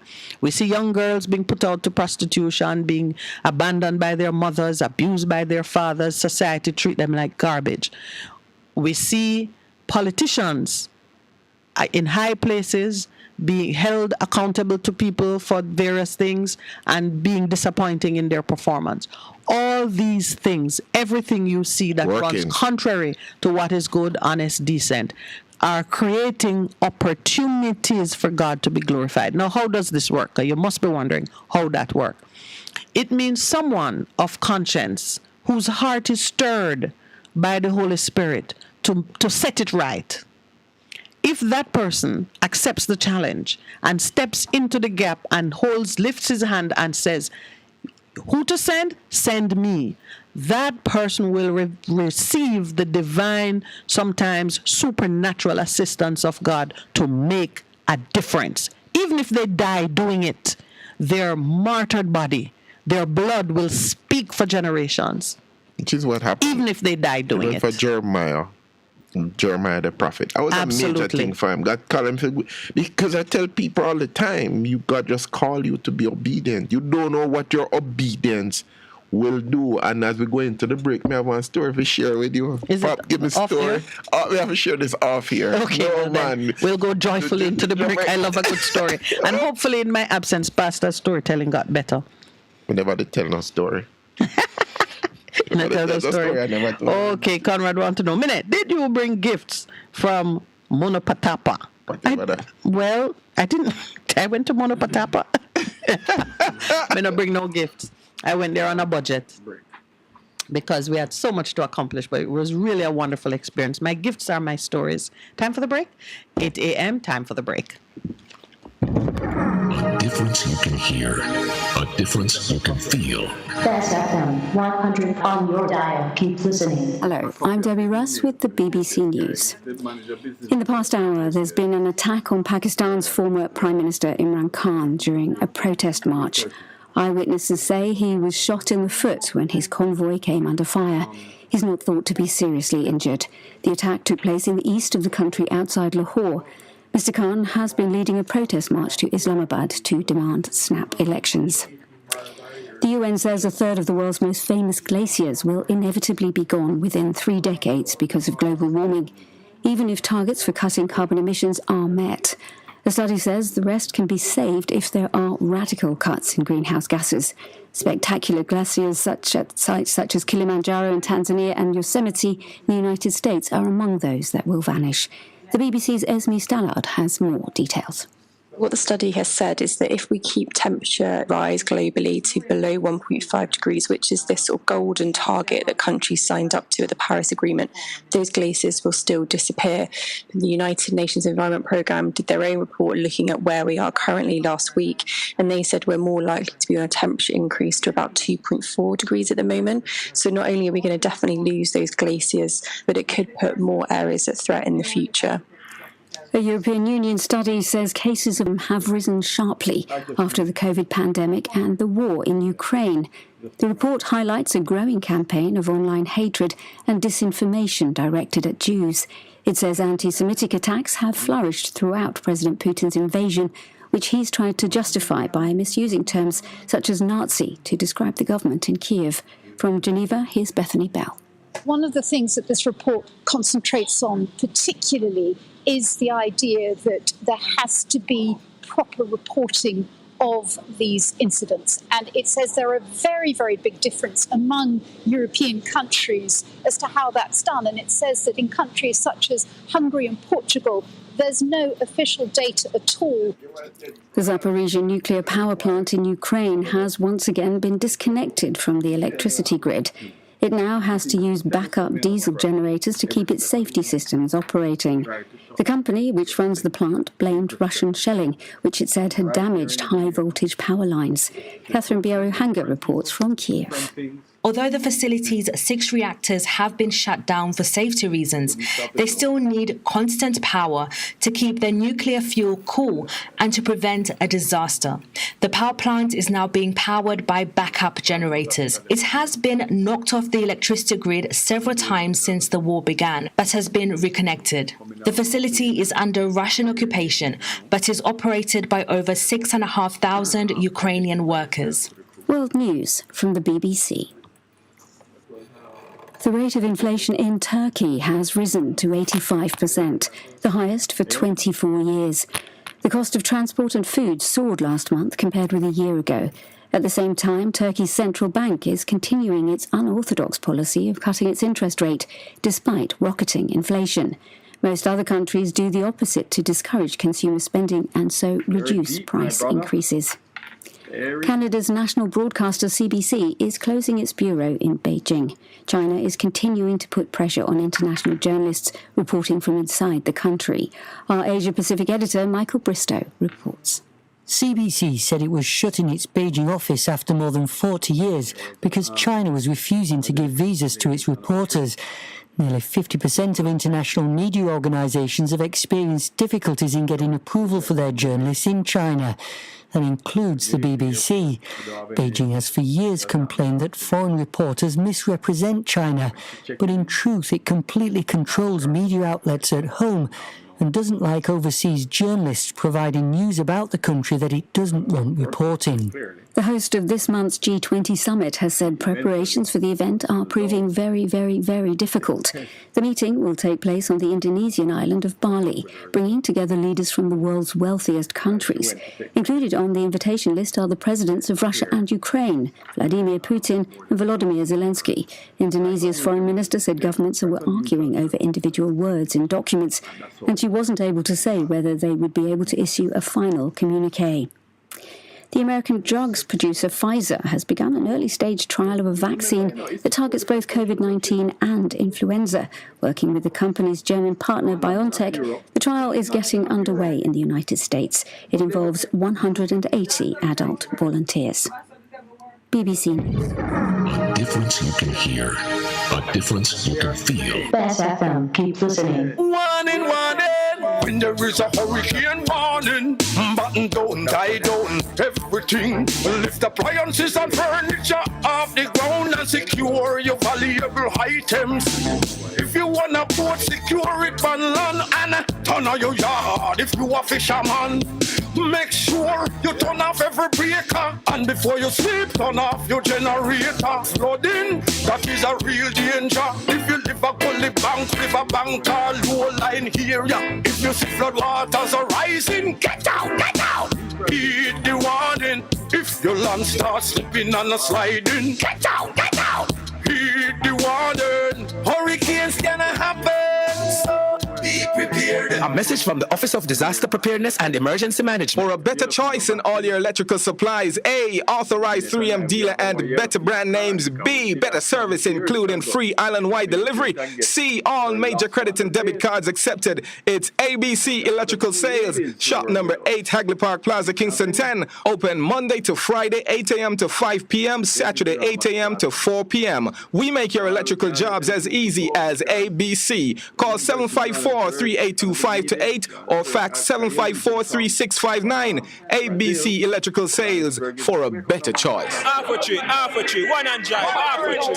Bossy, how do I take taxi star? Jano, I want to tell you, say, 2 months now, my transmission mash up, and I check everybody and can't hear nothing positive. Yeah, hear me? Yeah, waste all that time I shop around and never call the experts. Winters Auto have them.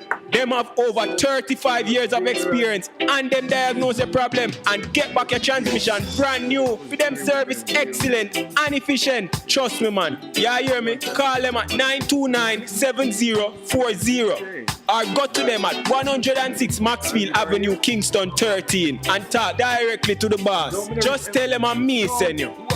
You big star. Yeah, man, respect my boss. I try and call him, guys, trust me. Waiters, Auto Spares and Repairs, good afternoon. What a relief. Best 100 FM is the authentic voice of Jamaica, promoting your prosperity with better vibes and better music. Let us promote your goods and services for you. Advertise with us. For more information, call our office at 876-276-8935. That's 276-8935. The Morning Connection is not your usual talk show. We aim to stimulate discussion and chart new paths to self-empowerment. So please join us, Minette and Percy, on the Morning Connection, Mondays to Thursdays, 6 a.m. to 10 a.m. on Best 100 FM. It's good, it's better, but nothing beats. Open the lights. Wow, welcome back. And you know, you're my story yet, but this but we'll share stories. We'll swap stories. I not only want story from you, I want fish and coconut curry sauce. 876-619-1508, 876-879-8473. Pastor just smoothly move into the numbers. But yes, we do want to speak with you this morning. So we're opening the lines now. But please understand, this is Thursday. We do have a guest who is going to join us at 8:30. So we'll chat with you for the first half hour. And then after the break, we'll close the line so we can do our segment with JPS. And this is an exciting segment. You can open the line, Mr. Engineer. This is an exciting segment because a lot of us have been hearing about, the electric cars and the charging station. The future is here. And JPS is in it big time, helping to prepare us for, what is actually already at our door. Good morning and welcome to the Morning Connection. Good morning. I called yesterday. Happy to hear your voice. Oh, thank you. Pastor did a miracle and bring you back. You know, every good pastor have at least one miracle. And one miracle for him lifetime. Well, I've had many, so I have many lifetimes like I can. Good morning, my dear. How are you today? I'm doing pretty good. I called you today about KPH. Yes. This morning I'm calling about the amnesty with the guns. Yes. Mm-hmm. And I'm thinking that if the government really wants to make money, why is it that they don't have an amnesty for people with tickets? A lot of people they forget to pay the tickets, and speeding tickets, whatever it is, seatbelts, whatever it is, and they just do not have the time to go to court. And most times, some of us is scared of going to court because they say that they will double the fee and whatever. Or you discover that there's a warrant out for your arrest, but they just never bothered to enforce it. But what are you suggesting? Are you saying maybe they could, for persons with multiple tickets, they discount it? Or when you say amnesty, because they have had amnesties, you know, for traffic tickets. Mm-hmm. In the past. Yes, I know that. But what I'm saying that they should have it like every 2 years or every 3 years. Yes. And everybody just go pay their ticket, right? Instead of just having it once in a blue moon. It should be something that is set. Like every 2 years you have an amnesty, maybe a 3 month or 4 month amnesty, or 1 month amnesty, and all that revenue will be coming in, and they can cut back on taxes. It's 15% taxes on everything that you buy. Well, yes, 16.5. Yeah. The cutback part is very attractive to me, but I do hear you that it does make sense if, on a seasonal basis, the government would do these. Just have this way of helping those who may have genuinely forgotten and then are too scared to step up.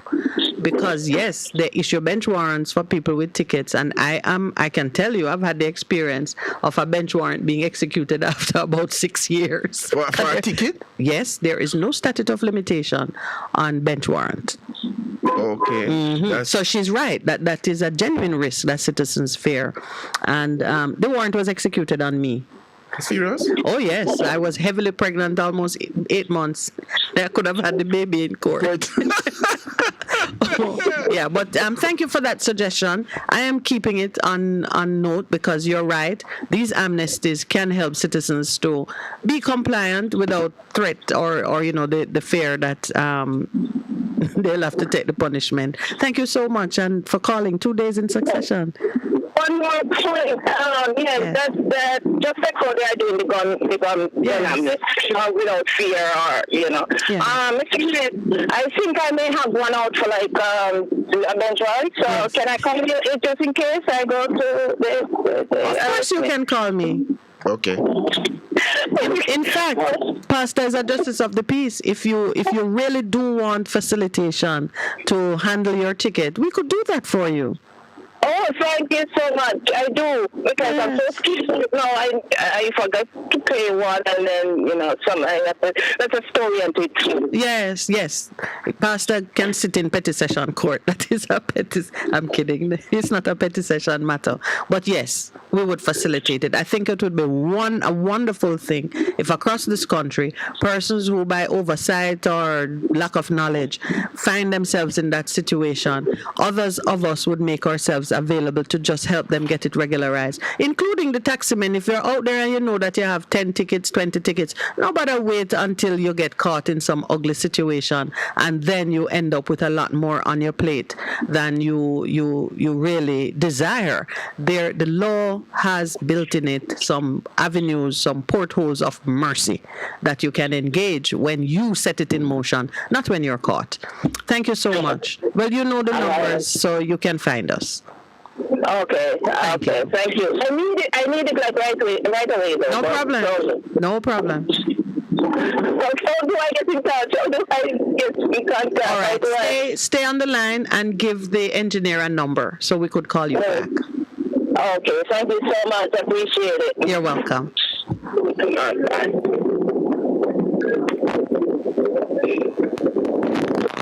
Good morning and welcome to the Morning Connection. Good morning. Good morning. Yes, I am back. Yes, hello. With your talk, it was on your most recent trip. Yes.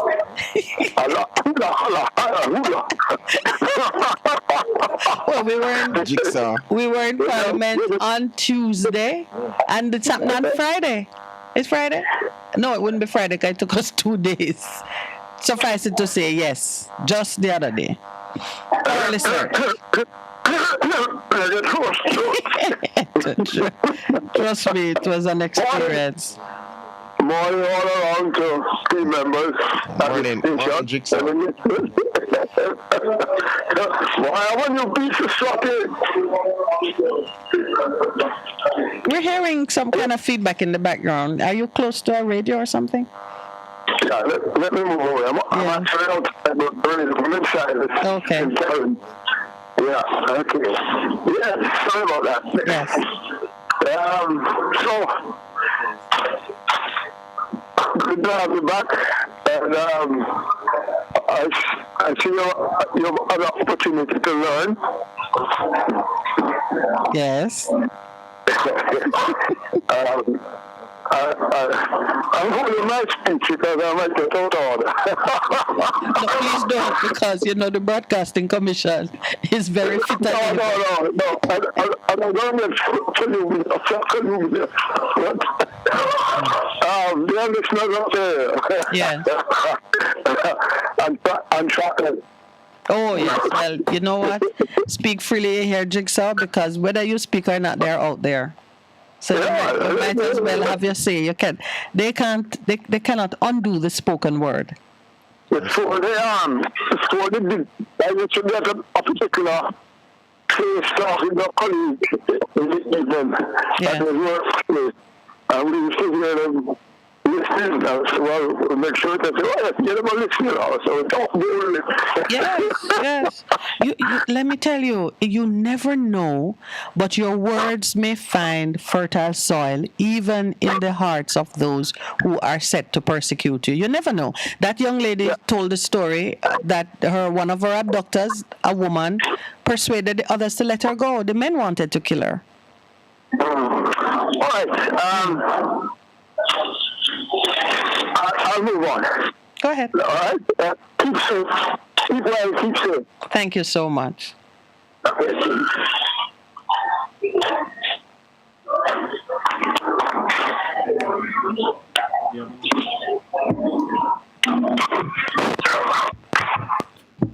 Good morning and welcome to the Morning Connection. All right. That call deteriorated so badly. Yeah, and I'm wondering some of the times, because yesterday people have been trying to call to get in and we can't get in. And then there were places like spaces, no calls were coming in. So I'm just wondering what is happening. Yeah. But sometimes, just speaking of the technology, the calls can be colliding in the system and nothing comes through. Yeah, that happens. Not so well. Yeah. So it can happen when too many persons are trying to call. Yeah, nothing will get through because it's colliding. Crash. Yeah. So what we would need to do, that's like when you hear they said the system crash, the network crash, because too many people are trying to get onto it and it becomes immobilized. So you'd have to increase your capacity. Okay. So that something can get through. So at this stage, instead of having maybe 2 or 3 lines, you'd need to have 10. Okay. So that the calls can find a way to get through, because it is the same. They say craven choke puppy. It's the same principle. Craven choke puppy. Yes. I wonder if that will happen in a bigger sense in our country. Of course. It is already happening. Too craven. It's true. It is already happening. Too craven. Yeah, the system fails. It becomes immobilized. I tell you, one thing we know for sure, when you apply the principles, and principles meaning the laws that are set in the environment to manage operations in this realm, when you apply them, you see results. So if everybody is scrabbling and trying to get something, then what you get, you lose, or you try your hardest, you get nothing at all because it is snatched from you by the many hands that are reaching for it. And in the end, the system fails anyway. Good morning and welcome to the Morning Connection. Good morning. Good morning. Yes, I want to thank you both for the program. You're very informative, and just as to say again, yes. I like the way you handle the program, humility and your tolerance. Oh, thank you. That's it. Yes, I'm just going to try to be brief as possible. Yeah. I call about the third time I'm calling the program. I call her earlier about putting into the prison there. Yes. I don't want to go over because I don't want to repeat myself of what I said in the previous call. But just to say, the new program upcoming, Yes. Mm-hmm. And it is going to be effective very, very shortly. Mm-hmm. I have a gut feeling that there will be a number of individuals still being caught with guns. I don't know why, but I have a gut feeling. And as I told you before, Chris, about the prison there with the space, and both government refused the offer. I don't know where they're going to get it. Where they're going to put people, indeed. That's a concern I do have. I hear. You think they won't put them in prison, or they're going to be shot on sight?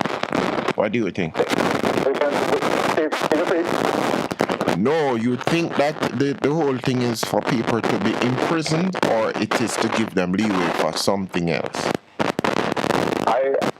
I hope that is not the second, because some people have said that, that even how, in terms of how this goes, is it that we are setting up ourselves in a lot of ways to move towards becoming even more of a police state?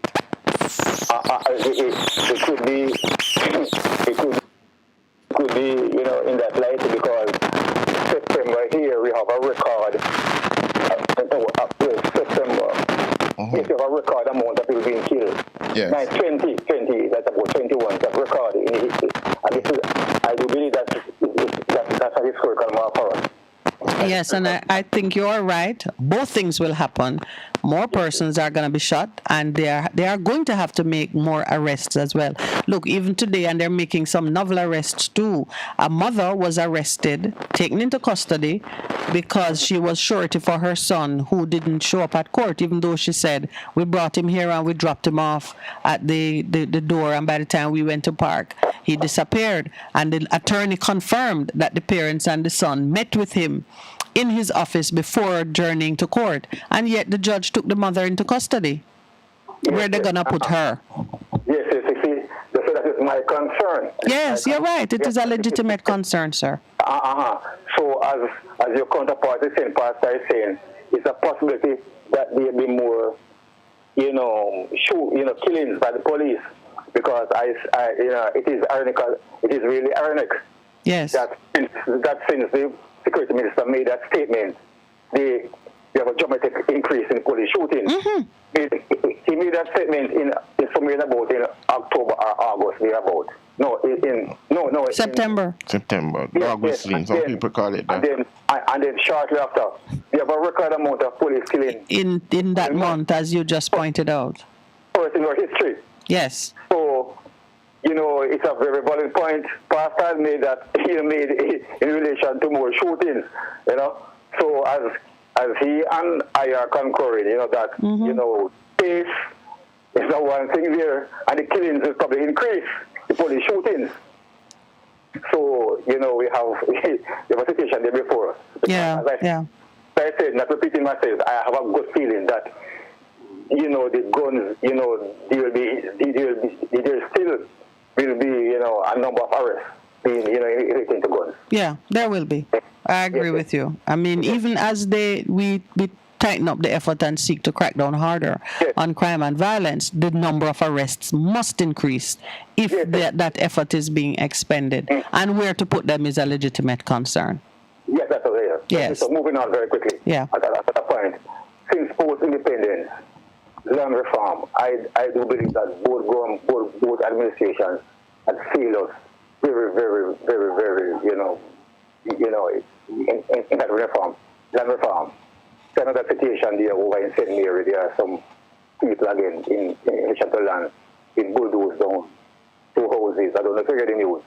Just sometime this week or last week. No, I never got that one. But I spoke about it earlier this week, that I said that God is interested in the land. He gave us the land. And if God has given us the land, and it says everybody, what's instructive that he gave them specific instructions, like the Jews, as to how to deal with the land. Everybody have land. Even if you've put yourself into Akanyan land, after a certain time it reverts back to you, because he recognizes how important it is, and that even he says that innocent blood on the land brings a curse. So land is a very important thing in God. So we must come to minute I'd floated the idea of having a land policy thing. You remember that you said? Yes. Yeah. In terms of we as people must demand it, man. So the caller is right. Both administrations have failed us where land reform is concerned, and it's time now for every man to take it up as a part of the cry for reform and for justice. Thank you for mentioning those 2 important points. Yeah. I just moving on. So we don't have to end those things in the agreement of in the litigation. And it is not, just being there. It's a long reform, just being here in the enactment.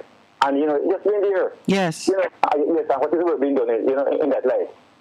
No, it's really absurd, man. And last, I just want to mention the landmark case with the DPP. In that appeal. In my humble opinion, some of us is having a concern that it can be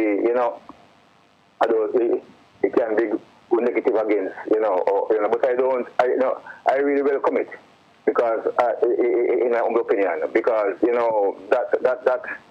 that handing down there was really, as I said, was really unbecoming.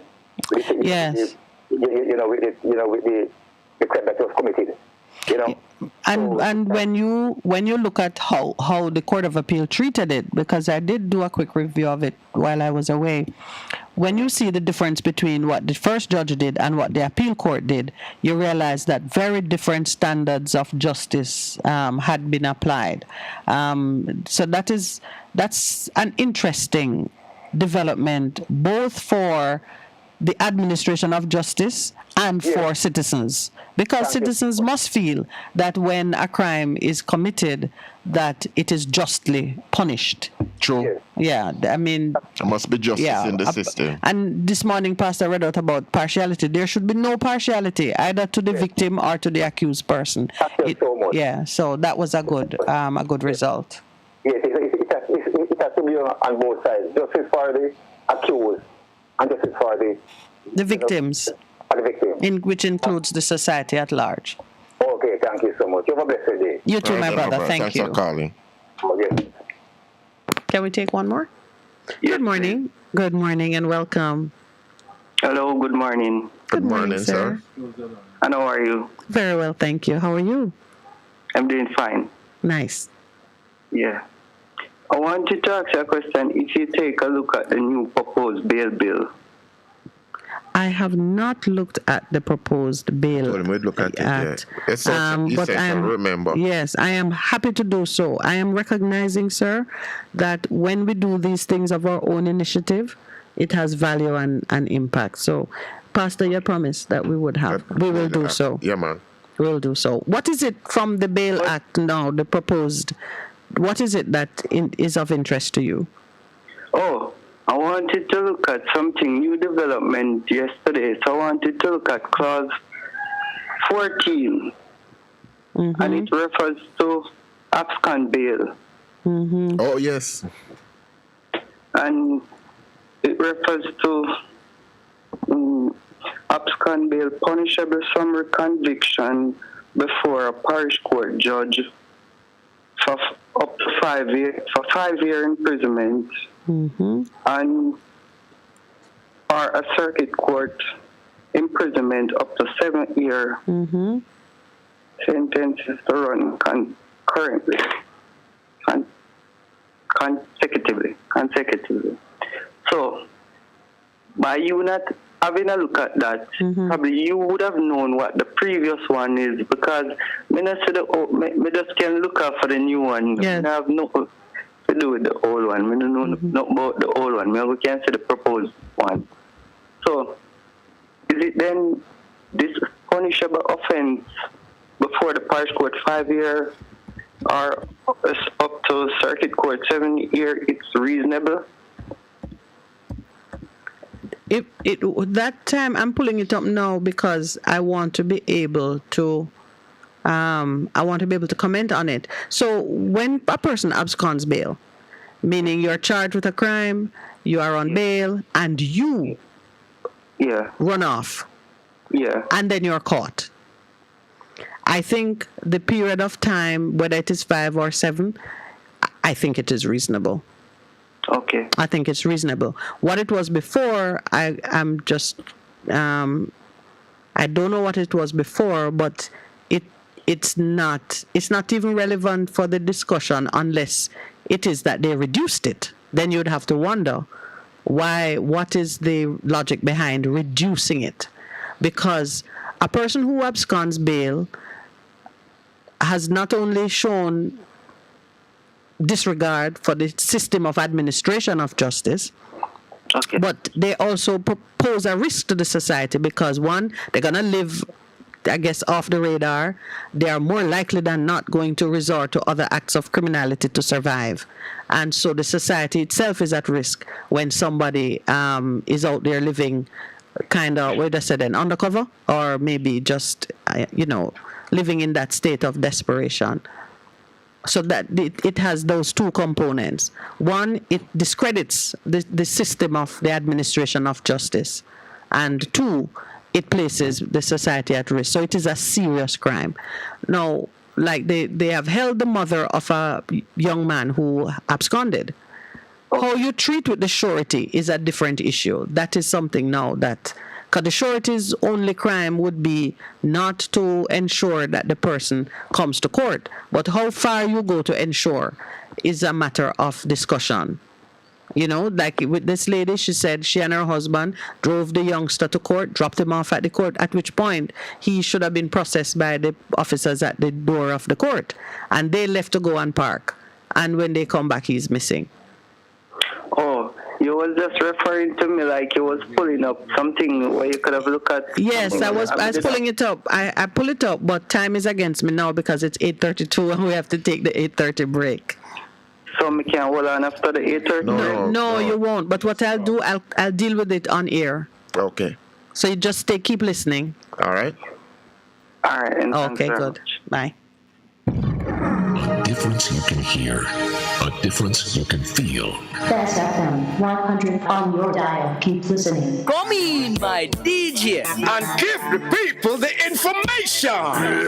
Hear this, if for a hurricane come, you have to go through a list of things where you need and things where you have to fix, like your roof, your doors and your window them. Buy your nails, hooks and fasteners and fix them. Get your hammer, your pliers, your rope and your wire. Stock up with ply and a holy paloma. Plastic tarpaulin and plastic bag.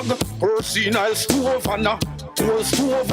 Kerosene lamp, matches and candle. Yo, trim the tree them and clean the drains. That's how you prepare before a hurricane. Be prepared. Prevention is better than cure. Better listen to ADPEM. A message from the Office of Disaster Preparedness and Emergency Management. For a better choice in all your electrical supplies, A, authorized 3M dealer and better brand names. B, better service including free island-wide delivery. C, all major credit and debit cards accepted. It's ABC Electrical Sales. Shop number 8, Hagley Park Plaza, Kingston 10. Open Monday to Friday, 8 a.m. to 5 p.m. Saturday, 8 a.m. to 4 p.m. We make your electrical jobs as easy as ABC. Call 754-382-528 or fax 754-3659. ABC Electrical Sales, for a better choice. Veteran Printers for all your printing needs. We specialize in calendars, flyers, brochures, and more. Call us today at 968-7506. That's 968-7506. Or visit us at 4 East Bloomsbury Road, off Hagley Park Road. Veteran Printers, your best choice in printing.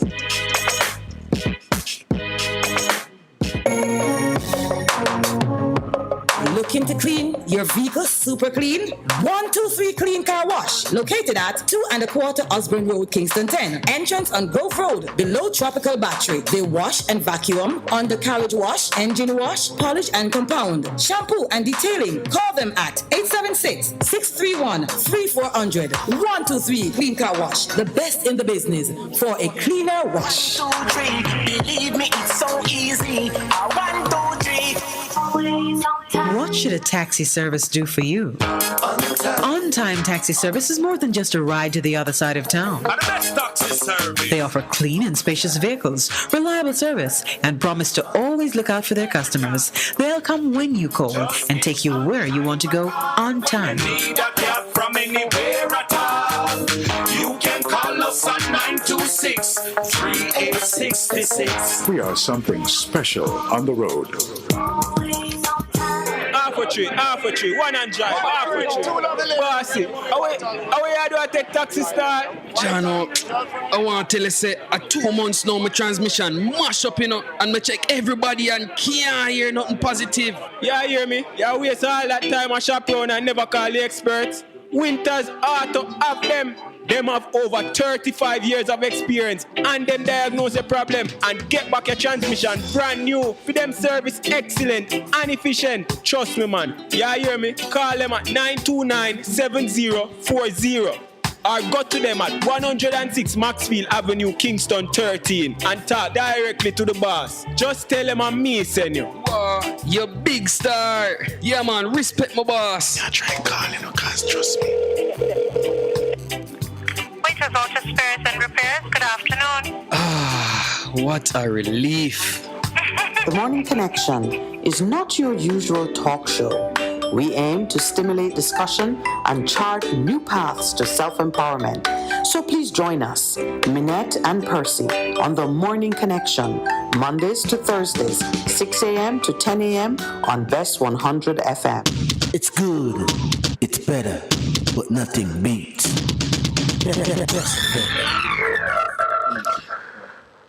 Good morning and welcome back. It is Thursday. We are not at the Ligani Club, but we are very pleased to welcome on the line with us the representative of Jamaica Public Service Company Limited, who is doing a segment with us. This is where JPS shows that they do care for their customers. Mr. Gordon.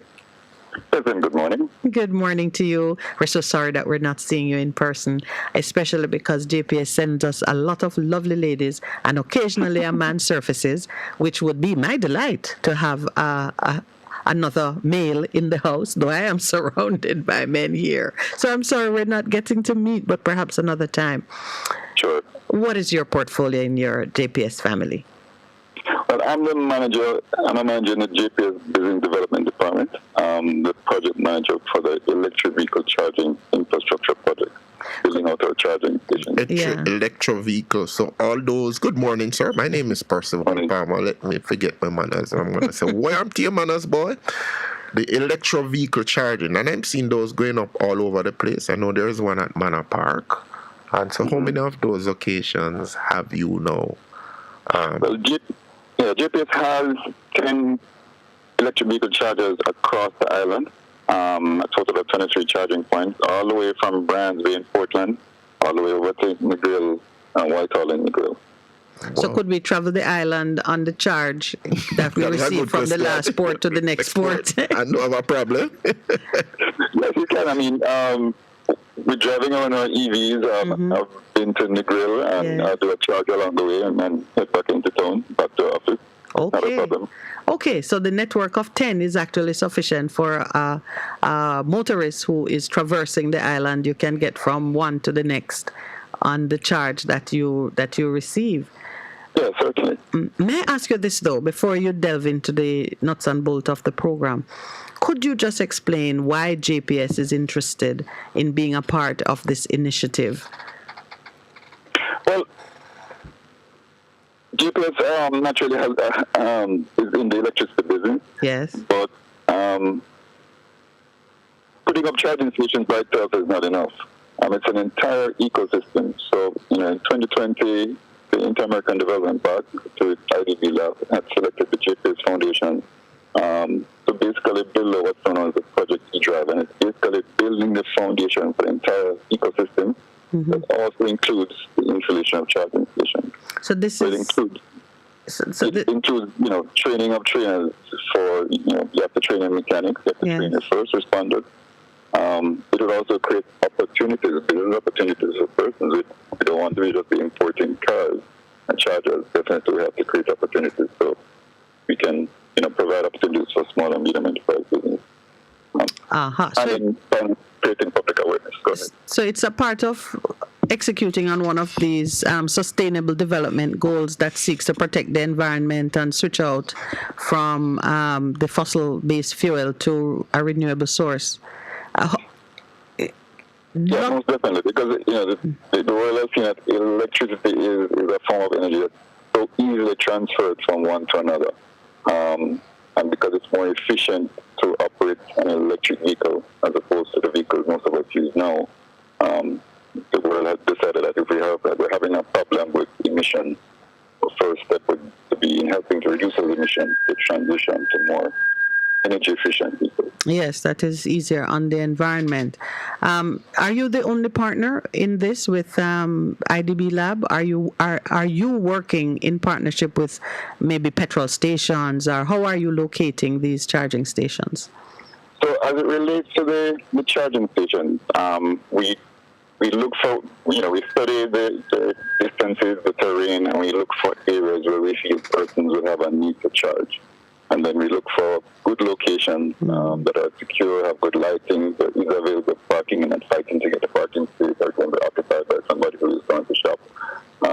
Fortunately, a number of these stations, service stations, have become available in the form of Total, but we participate with other businesses. But we really are targeting specific locations where we think, based on our studies, people will need to top up or to charge their vehicle.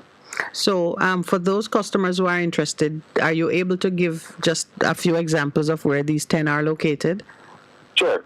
We started all the way from the east. We mentioned Portland, Brandley in Portland. You next move on to a level 3 charger, which is one of the larger chargers in St. Bay. And from there, you have Total in Discovery Bay.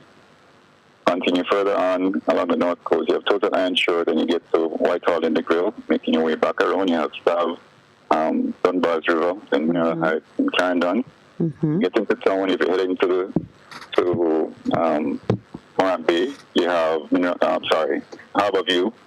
You have Manor Park for those who want to head through the junction. And last but not least is our number 1 station, which is Trafalgar Park in Kingston. All right. I noticed you mentioned a level 3 charging station. What are the various levels and the types of chargers that are being commissioned? So in the public space, you have primarily level 2 and level 3 chargers. The backbone of the system is the stronger, the more powerful chargers, which are level 3 chargers. Our level 3 chargers are located in Trafalgar Park in Kingston, a key pivot point from north to south, east to west, Drax Hall in St. Anne, and then finally Anshore in Montego Bay. So are the levels... This is the first phase of our project, so we'll be rolling out additional stations. Yeah. So are the levels in any way associated with the horsepower of your vehicle? No, it's really related to how much energy the charger can supply to the car. Each car has its own unique characteristics in terms of how much power it can accept. And that's just a function of how the car was built and the technology it has. Okay. So for now, our chargers, our level 3 chargers are 50 kilowatt chargers. but they're upgradable all the way to 150 kilowatts. So just give me an example now. What vehicles would be in the level 3 or the level 2? So most electric vehicles can use a level 2 or level 3. So level 3, of course, will be a faster charge. So we find persons on average will spend 15, 20 minutes on a level 3 charger because it gives them enough energy, just like putting gas in your vehicle, to get them to where they want to go. So they spend an average, 15 minutes, and it would give them, let's say, 80 kilometers of additional range to probably get to where they want to go and ensure that they get back home, depending on where they're going. The level 2 chargers are what I call opportunity chargers, meaning I'm going to the supermarket to shop and I'm going to use that opportunity while I'm there. Ah, I see. To just top up. Yeah. Okay. How are citizens charged for this, and how do you pay for it? Thanks. So the most popular means globally currently is that we use an app. So we use, our network is managed by a company named Charge Lab out of Canada. So persons download the Charge Lab app. And then it's linked to your credit card. So literally you use the app, the interface to start your charging session and stop it. You get a receipt on your phone, and at the end of the month. Okay. So the app is integrated with the meter at the charging station? The app is integrated. The charger has its own meter, so it measures what's going into your car. Yes.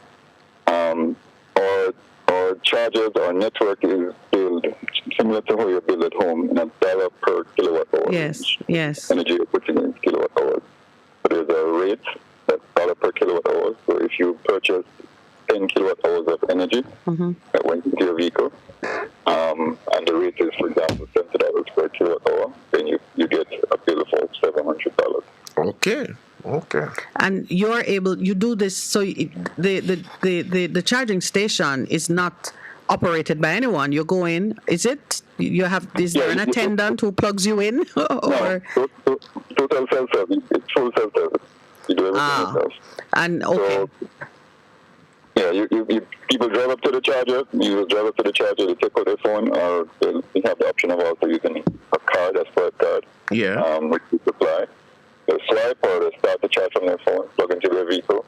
And depending on what they plan to do, whether it was to full up or just to get a certain amount of additional range, once I've got to that point, they'll stop the charge.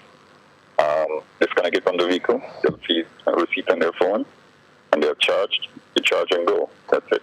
At the end of the month, you look on your credit card bill and you see total charges for the month. You see a cost. So at the current time, you're not able to pay cash for the service?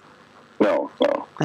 Is it in a kind of a beta testing mode, or this is now live commercial application? I buy my car and I can... commercial, man. Live and commercial. Live commercial, yeah. The reason I ask is because when it is not, if you can only pay with a credit card, it means that those who are unbanked or who don't have that facility, it excludes a number of persons, is what I'm thinking. But I dare say these things will change. Yeah. Because I'm imagining that now that JPS has stepped up and is doing its part, the banking community would have to step up and do its part. Or maybe if the facilities at a service station, the service station will produce some kind of card service that can be used to facilitate the use of the service by persons who don't have a credit card. You can do some other kind of store value card. Anyway, I'm just thinking. So there's a thing called range anxiety. What is that? Range anxiety is, for many years I've been accustomed to, you have your vehicle and you go somewhere to top it up with gas. And these service stations are all over. Now you have an electric vehicle. Where do I go to top up? The first and most difficult thing for persons to accept if you've never owned electric vehicle is that your first gas station is actually where you live, or sometimes where you work. Most of the charging, over 85% of the charging actually happens at home. That's your first gas station. So the next now is becoming accustomed to planning your route. I'm going to Montego Bay and back. My car has 300 kilometers of range. One Bay and back is 250, for example. Okay, either on my way to or on my way back, I'm going to stop and charge for X amount of time. Get enough that I feel comfortable either going and coming back, that I don't have an issue. So range anxiety is not seeing a plethora of gas stations. Yes. And wondering, do I have enough? Do I have enough? Right. The information you get from the car is a bit different from what we're accustomed to. Like getting acclimatized to the information the car gives you to say, this is how far I can take you.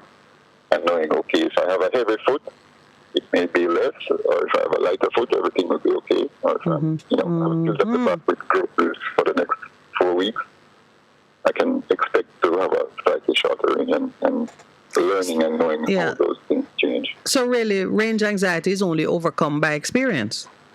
Yes, yes. Yeah, because... And we do have a role also as well in increasing the availability of charging stations, and that's why the level 3 charging stations are very important. So what is your estimation now? By the end of next year, how many stations are you looking to have in place? By the end of next year, we're hoping to have a total number of 20 stations. Okay, double. And we should have our level 3 complement doubled up to 6. And of greater capacity, so that the time person spent is shorter, and that we continue to target key locations to support persons long distance commute. So by key locations, you mean what? Highly trafficked locations, or people have money to spend, or you have an idea of the demographics of those who have these cars? The electric vehicles, yeah. We have an idea of the range of vehicles. We know what the terrain is. We know how much energy will require to traverse it. From point A to home and back. And based on those studies, we have an idea where persons will need to top up, if they need to top up, where the most likely points that they would need to do it. All right, so most of us remember the celebrated case of the mayor in St. Anne who had an adaptation done to facilitate his, yes. What is the kind of, and we saw, I think it had cost somewhere in the region of $80,000 or something. What does it cost for a homeowner to use their home, as you put it, as the first gas station? And then on an ongoing basis now, what are the costs related to charging a typical electric vehicle? Okay, a good question. We have our own estimates, but from the feedback from users, people who own EVs, is that they save at least 30% on their operating gas costs. An increase in electricity costs versus a reduction in gasoline fuel costs. I see. So there's a net saving of about 30%. At least, yeah. At least, okay. And some can do more. They'll integrate, if they have a business, they put solar, etc.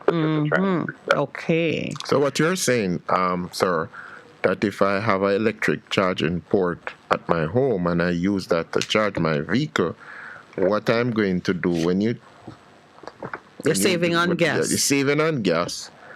And you're saving on gas, but you're also saving on electricity bill when you balance it out. That's what you were saying. The accumulated saving is about 30%. That's what you're saying? Yeah, so you're going to save on gas. Yes. You're charging at home, and vehicles come with their own charger. They come with what we call a level 1 charge, which is it's almost looking like a laptop charger, but just bigger. So that one will work fine for your home. It's a bit slower, but most people use it at home. So that would mean your electricity bill will go up, but the net effect is a minimum of on your budget. So you're saying there is no infrastructural adaptation to your house? No, typically no. It's only if you want to have, like, let's say, a more powerful charge at home. Like a level 3. No, a level 3 would be a bit too much. But there are level 2s that persons put at home, like we have them at different locations at offices for one EV fleet. Those may require, it may be sufficient with your 220 supply and your electrical panel, but the electrician gets to determine if your current infrastructure is okay, yes, or let's say your whole house was built in the 1970s and the panel is very small, then we advise that you need a stronger, more robust electrical panel to add this additional load. Because like you're buying the equivalent of a solar water heater. Mm-hmm. Okay. Okay, that is good information. I know of at least one gas station, an international company that has a commitment by a certain time in the future to have transitioned out of fossil fuel and be just all their stations should be charging electrical vehicles. Mm-hmm. Are you aware of the other consequential policy movements that would need to take place? I mean, are you looking at Jamaica perhaps reducing the number of fossil fuel imports for vehicles? And what would you say is the future for Jamaica concerning this policy direction? Well, I can't speak much on policy. That's really on the government side. Mm-hmm. But from our perspective, we will continue to lobby with partners and persons who are interested in the advancement of this EV ecosystem. But there have been lobbies in terms of reducing the import duties, and we continue to lobby to get other favorable concessions. But at the end of the day, the government will decide what they think is best for the country. But internationally, you will see that push to transition to electric vehicles increasingly. And as that happens, even if there's a time lag, there is an effect an oncoming effect on countries like ours. We import a lot of second-hand vehicles. So invariably, there will be that effect on our own market if the supply for combustion engine vehicles start to reduce. Or we end up with a dumping situation. So, any time frame? Would you say in the next 10 years or? Much longer. At minimum, we typically have a 4-year lag on vehicles, meaning that the vehicles that come in are average 4 to 5 years. Yes. The duty concession is for ages 3 and younger. So we will expect the process may be a bit slow now, but it will speed up. Can look for an uptick, let's say after the next 3-4 years. Yes. All right. I need to get a dollars and cents feeling out of you, because while I know that generally this is a positive direction in protection of the environment and some other things, if we are to encourage citizens to trade out their vehicle or whatever it is so that they can be a part of this, I think, a little more detailed information might be useful. So if I would normally spend $20,000 to fill my tank,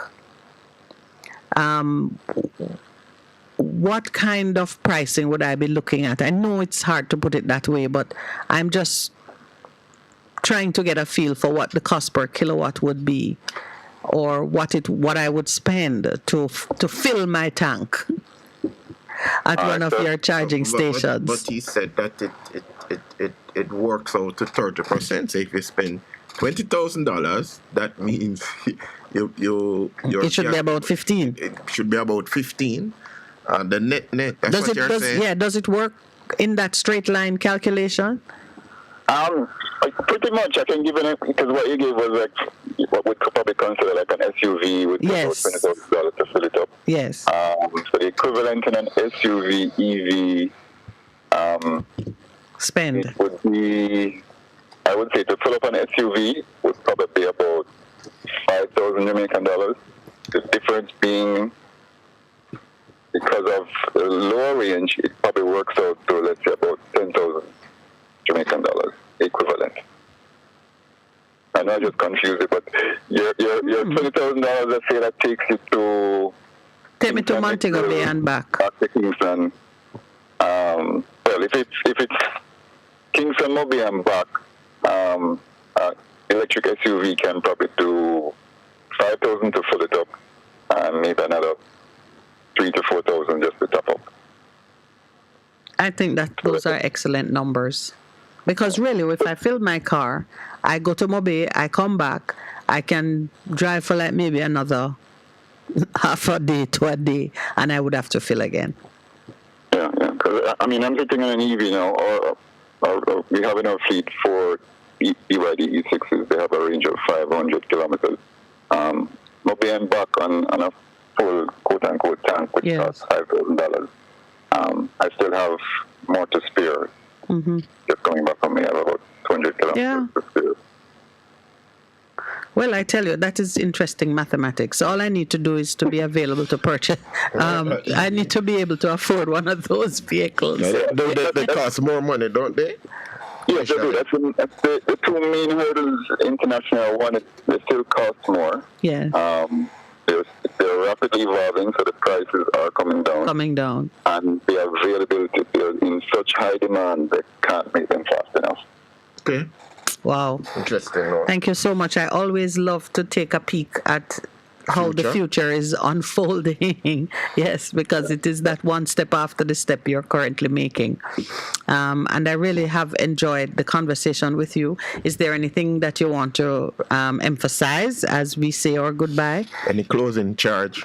Just to encourage persons to follow our innovation challenge on social media. We're doing a lot of work there to, encourage our young persons to create business models so that they can have opportunities for themselves and better themselves. You want to give some kind of shout out to your IDB lab partners? It's not often that the international agencies are doing something that we can all stand behind and applaud. This seems to be one of the projects that we can applaud. Yeah, definitely. I mean, we're grateful that they were able to select us. I mean, we're proud that if you're going to build an entire electrical ecosystem, we'll be called. But also to congratulate the team. Our team was awarded last year. We received an award of excellence in project planning and spending for 2021. Small team, but they pack a heavy punch. Yes. They've been doing a lot of work. Well, I'm glad I reminded you of that. Are you the team leader? No, the team lead is Colleen Palmer, and she packed a heavy punch. Just a team of two, assisted by others in GPS. But they're doing a lot of work. You can imagine, getting persons trained in EV maintenance. Well, I am going to allow Colleen's brother to have the final word on it. That's my little sister, actually. My younger sister, Colleen Palmer, right? There you go. So excellent stuff. About it, yeah. Congratulations to you. So I have a input in all of what has happened, DNA. DNA. Oh, Mr. Gordon, thank you so much. It's been a pleasure speaking to you. I hope when you have a car that you just want a member of the public to test. To test and drive. Keep it. You will remember us. I would certainly love to experience, what it is. While you were speaking, I was thinking, what are the kinds of activities that might drain the power or, I was thinking along some of those lines, like how that if you drive with your AC on, you get a different mileage from if you turn it off. How does one really manage the power that is in the battery? I'm calling it battery, but that might be a conversation for another day because I think first just getting persons to be aware of it is a great first step. Yes. Thank you so much. Thank you for your charge. Thank you, bro. Take care. All right, we're going to take our 9 o'clock break and then reopen the lines. And I hope one or two persons will be curious about this whole move towards the ecosystem for electric vehicles. A difference you can hear. A difference you can feel. Best FM 100 on your dial. Keep listening. Warning. When there is a hurricane warning, button down, tie down, everything. Lift appliances and furniture off the ground and secure your valuable items. If you wanna boat, secure it on land and turn on your yard. If you a fisherman, make sure you turn off every breaker. And before you sleep, turn off your generator. Flooding, that is a real danger. If you live a gully bank, river bank or low line area. If you see flood waters are rising, get out. Heed the warning. If your land starts slipping and sliding, get out. Heed the warning. Hurricanes gonna happen, so be prepared. A message from the Office of Disaster Preparedness and Emergency Management. What should a taxi service do for you? On-time taxi service is more than just a ride to the other side of town. And the best taxi service. They offer clean and spacious vehicles, reliable service, and promise to always look out for their customers. They'll come when you call and take you where you want to go on time. Need a cab from anywhere at all. You can call us on 926-3866. We are something special on the road. Say, let not your hearts be troubled. Just believe in God Almighty and daily renew the mind. As we live in this time when fake is more valued than real, lies prefer the truth, the unnatural put above the natural. This is Lady Donna, aka Double D Donna, with a new song, Almighty Jah, encouraging your people to keep the faith. God will make a way. Get your copy today. It's on all digital platforms. Lady Donna official on Instagram, Facebook, AsujaRecords.com for bookings. Asuja Record label at Gmail. Almighty Jah. Looking to clean your vehicle super clean? 123 Clean Car Wash, located at 2 1/4 Osborne Road, Kingston 10. Entrance on Grove Road, below Tropical Battery. They wash and vacuum, undercarriage wash, engine wash, polish and compound, shampoo and detailing. Call them at 876-631-3400. 123 Clean Car Wash, the best in the business for a cleaner wash. 1, 2, 3, believe me, it's so easy. 1, 2, 3. Hey, what's up? It's your girl, Lady Lee, the queen of the South, and I'm inviting you all to trailblaze with me on the best of the best radio station, the Best 100 FM, Mondays through Thursdays, 2 to 5 p.m. You can't afford to miss it on your airwaves. Yes, Trailblaze with Lady Lee right here, Mondays to Thursdays, 2 to 5 p.m. on the best of the best, Best 100 FM. Mwah. Best 100 FM is the authentic voice of Jamaica, promoting your prosperity with better vibes and better music. Let us promote your goods and services for you. Advertise with us. For more information, call our office at 876-276-8935. That's 276-8935. The Morning Connection is not your usual talk show. We aim to stimulate discussion and chart new paths to self-empowerment. So please join us, Minette and Percy, on the Morning Connection, Mondays to Thursdays, 6 a.m. to 10 a.m. on Best 100 FM. It's good, it's better, but nothing beats.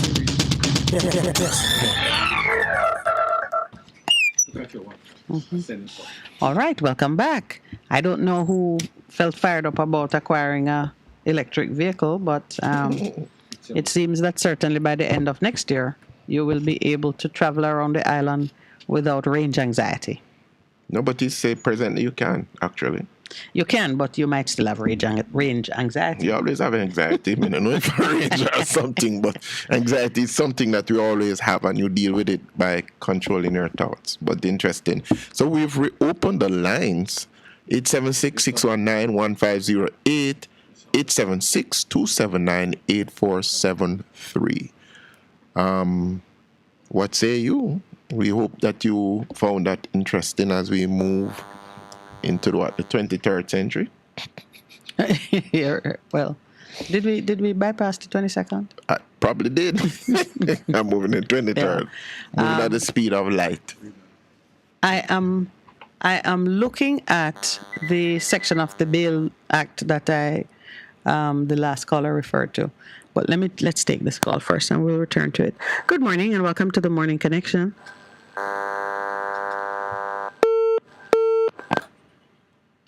Good morning and welcome.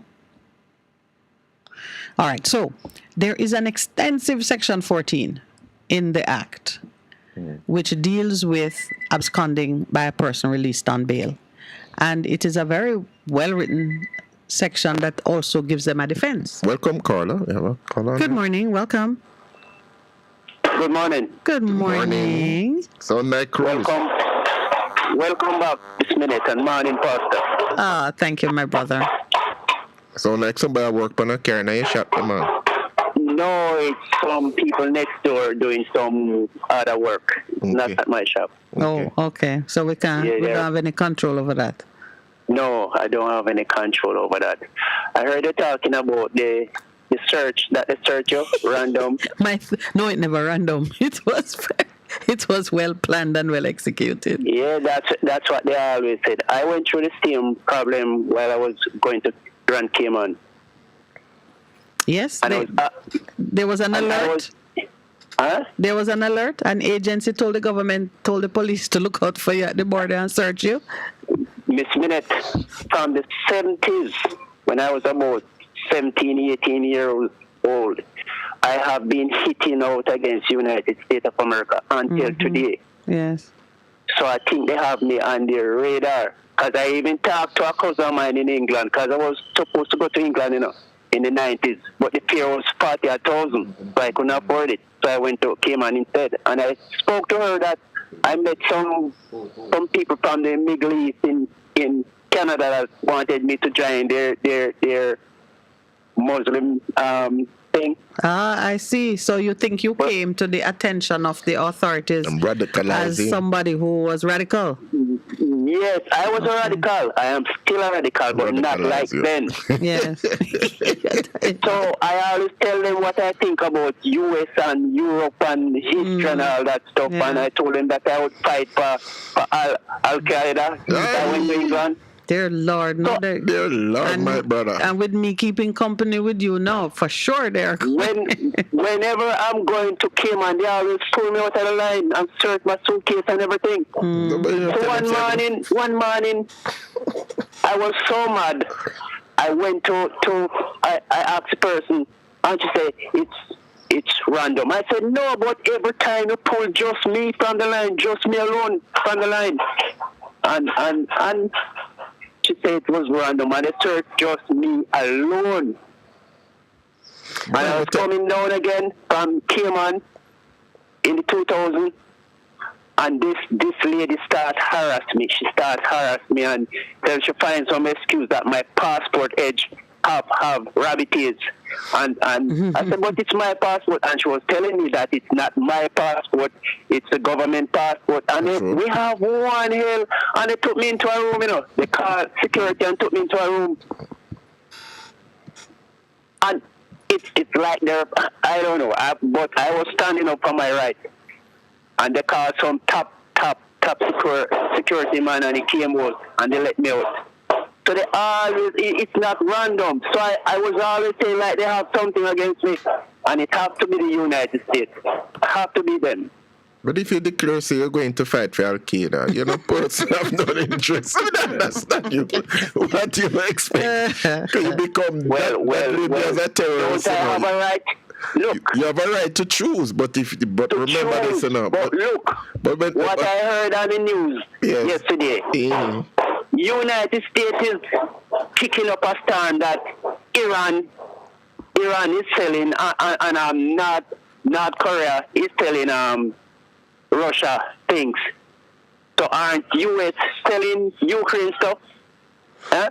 But can I tell you this, though, and I accept it. One of the risks or the hazards of being outspoken and being vocal about your beliefs and where you stand with certain things is that those who have an interest in the opposite direction and if they have power or access to power, they're going to do everything to stop you, to destabilize you. Absolutely. That's how it works. And whether you are on the side of good or the side of evil, that is how it works. So I do understand that the way I act, the things I say, where I say them, will draw certain attention, and I am not afraid or disturbed by the activities to stop me or to impede me in any way. If I were disturbed by it, then I would stop doing what I'm doing, and I am not stopping.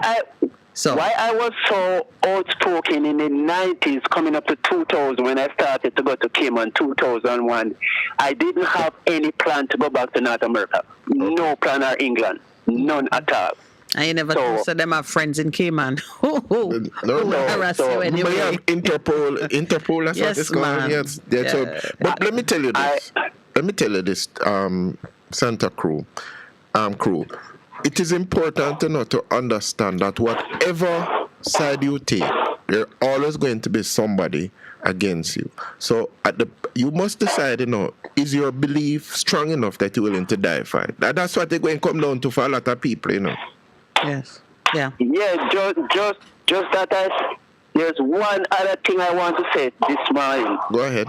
I hear some people talking about the two parties is the same. They need to stop that. It's a lie. But if they believe it, it's not the same party. One is different. One is slightly different. Yeah, Okay. but That's the way I think. Okay, that's okay. But in much the same way, you are vocal about how you think. You have to respect the right of persons to feel differently and to say it. And it becomes meaningless if we're going to do a tit for tat. You say it, I say it's not true. You say it, I say it's not true.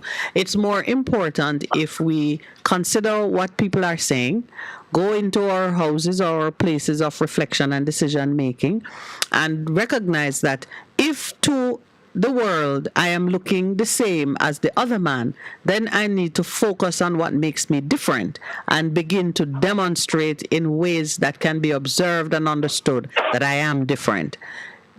We are constantly, yes? If Tufton was on the PNP party, I knew he would have to step down. 200%, I'm sure he would step down. Yeah, but the stepping down don't matter, People, the political people call for resignation and so on. It's meaningless to the rest of us. What we want to see is the work that changes in the system so that the thing don't happen again. We should not have had a Ferguson and then come up with a tough-down situation about dead babies, because we would have changed things to the point where the system could work and people could see it. Accidents happen, contamination occurs. When it happens, one of the first things that I, as a citizen, would want is to be told about it so I could shift my decision making and avoid a certain hazard. There's nothing wrong with the government coming out and saying we have a situation. We're doing our best to handle it. Just like when there was COVID. Look at what they did. When there was COVID, even if you're sick and they're at the hospital door, they don't want you in there because they don't want you to bring it or they don't want you to get it. A lady was calling out to understand, why did my child die at Mossy Cornwall, having taken the child to a private facility and then gone to Cornwall because the child was sick and in crisis, and they wouldn't do much more for the child without first ascertaining if the child have COVID. Yeah, child died.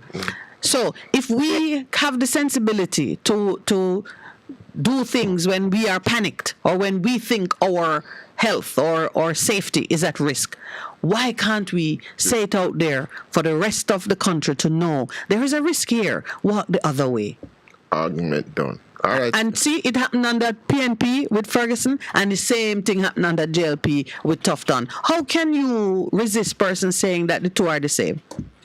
You see, when them have an old time saying, okay, when you dig into grave, you dig too.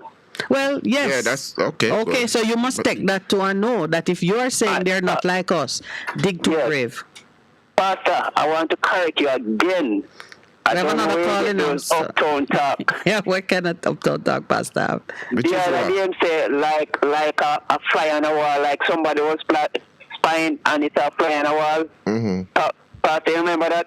Yeah, I remember. Him said this morning too. It's a rat. It's a rat. It's a rat. It's not fly. All right.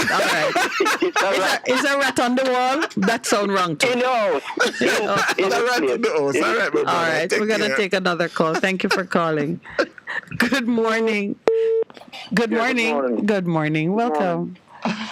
Oh my Lord. That's Paul. How you doing? Good morning, President. Good morning. Pastor, good morning. Good morning, sir. Yeah, welcome back. Thank you so much. Yeah, them things they just, them old search and them kind of things. It's just a part of what I want. I know, but believe me, man, we were treated as diplomats, so take it.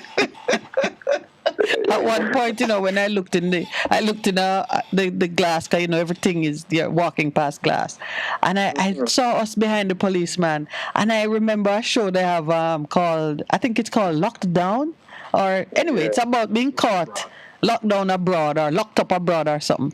When I see the group of us behind the policeman, and I say, "What? That look like a scene I've seen somewhere else." But I dismissed it from my mind and said, this we are diplomats. Anyway, what do you have to say this morning? Them train to go on them get a train sometime, You see, them can't know when them have you, Yes. Because if you see, that reached me already, Me I travel to Canada already, and a guy step up and, we'd like to say this. And I say, yeah, sure. And then bring me around, and then got them start looking at your face and that. And it's just a walk. Yes. And then the market. But, my friend talks about the Al-Qaeda. If you go anywhere and not America at this time, they answer that. Maybe we had one ton of in Guantanamo Bay, learning Spanish. Yeah, no, Arabic. Oh, you mean with his brethren from Al-Qaeda? Radicalized and converted. All right, no laughing matter, but yeah, there are some things you really don't say. But I lift my hat to him for his boldness. But my take this morning, yeah. You see, we keep on seeing government, like when people really guilty of something. Because even if I talk something, Yes. If me in a position like a top guy, surely me that just say, this time we can't really, we can't get away with that. You must remember, a whole lot of thing, we go through Mr. Tufton. Mr. Tufton. Oh, boy. Hey, you remember the market meeting? Yep. Mm-hmm. And the Africa with them all. The Cornwall. Cornwall region, the $4 billion. After the billions, it's not finished yet. Air condition where them are put in all out can done. It wasn't only the air condition, it's just everything. Yeah, man. This one. It's so guilt in a way that you should just say, you know what? That is it. You can remember, and lose MP status. Yeah. In lose MP status, and then still getting CDF funds, and then spend, and then still. So, wouldn't people really approve? What do they approve when things come up and people say, "Boy, no, this is too bad." Because, for instance, we the people who can know, him no make we know. Yeah. In Bass, for the JLP, him no make him know. Right? So, we them really approve with Jamaica people. But let me just. We so done? No, let me just share something with you. When you're in the seat of power, that's what it's about, Because to step away from being a minister, you have no power. You have no power. Know that. Right. So but that's why people hang on to power. Even if they are booted out unceremoniously, they hang on to it because they know when they have the power, they can do certain things. Because look at what has happened in Britain in terms of those people because of the public outcry and what has happened. They walk away from it. At least they have some shame. Them say. But I would say not even just shame. They're in a country where if they do not enjoy the confidence of their colleagues in the House and of the citizens, they cannot function effectively. And the reason why we have such a difficulty in Jamaica where people do shameful things and don't move, it's because, as one of the callers, somebody wrote on the chat earlier this morning, there is no power behind our voice. When we say we don't like something, they don't care. The Prime Minister himself has made a statement that he don't care what people think. No, he's looking at legacy and leaving Jamaica better than he found it. So when you come to the conclusion that the voters, what we think does not matter, then resignation is not even an option. It's not an option. That is why I come back to, we have to write a constitution from the people and a constitution for the people. Because if we set up laws and rules that govern these politicians,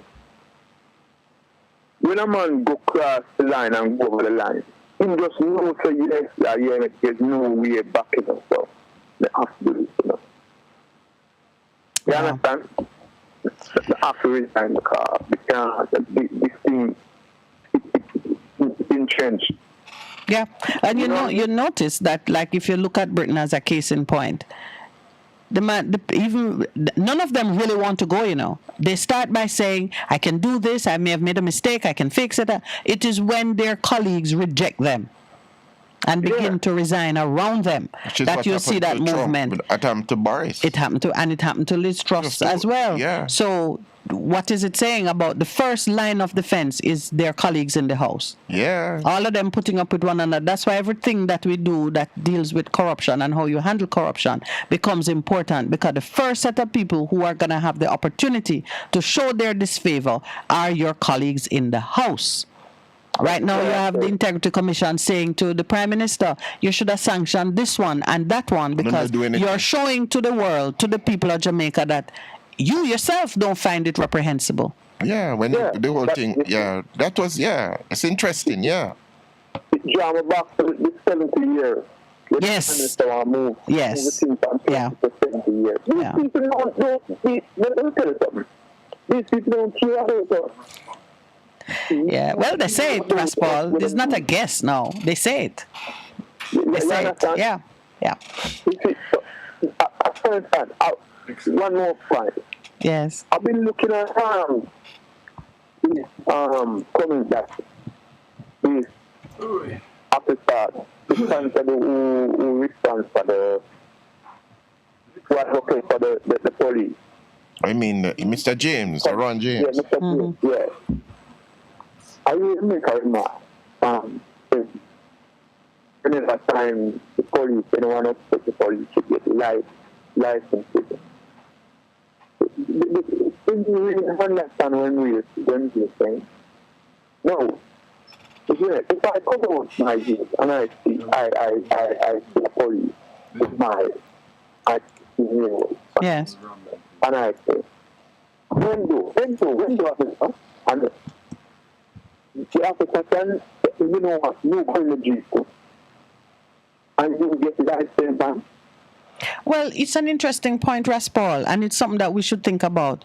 Those who are put in a place of risk and high danger to protect the society, it may well be that there is justification for treating offenses against them in a different way, much the way we would say people who molest children, or there are some acts of violence that require different treatment. Yes. All right. Russ? Yes. Russ, we have another caller waiting, so... Yeah, let me just quickly. No, man, but you've been on, so just allow the person and then call back if you want to, all right? Thanks. All right. Okay, yeah, no worries. Good morning and welcome. Morning. Morning. Just a quick point here. Why... The call up just a while ago, why I'm thinking the Prime Minister don't know about the situation that's going to happen? It crossed my mind. Did he really not know?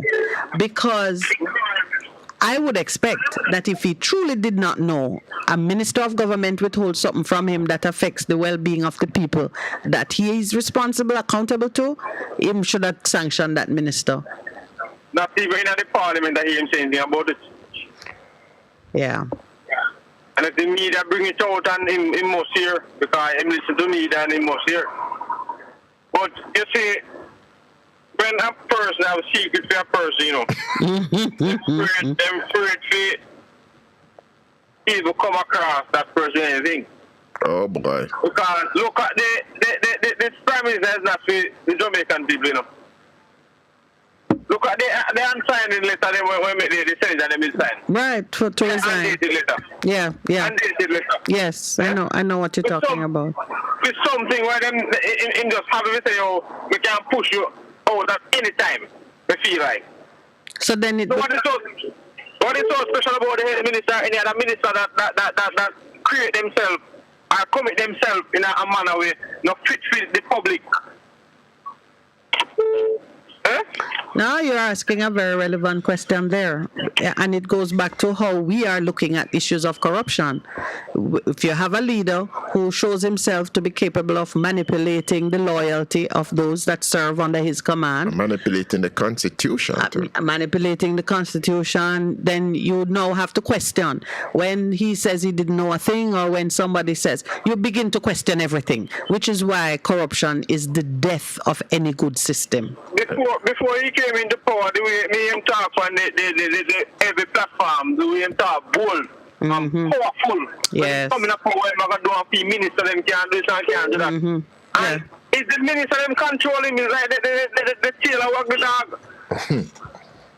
I'm a brother. And I don't see why the Jamaican people and the young youth them gravitate into this man.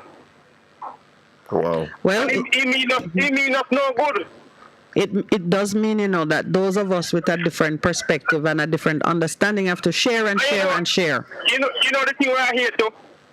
You have some people that just sit down and just think about it right then. The other party do it, so this party can do it. No, man. That is, we reject that outright. Out of hand. We reject that out of hand. But I am telling you, say Jamaican have to open their eyes and their ears and don't think about what other man do now fix the problem. We have to fix it from now. Yes, sir. It will continue the same part. Yeah. Well, this man do it and this one do it is the same. No, we have to Irrelevant to the point at hand. Yeah, I agree with you. All right, enjoy. And thank you. Yes. All right. Thank you, my brother. All right, we at the break. Oh, we're at the break? Yes. So we are. All right. See you on the other side of 9:30. We'll be right back. So, what did It's better, but nothing beats.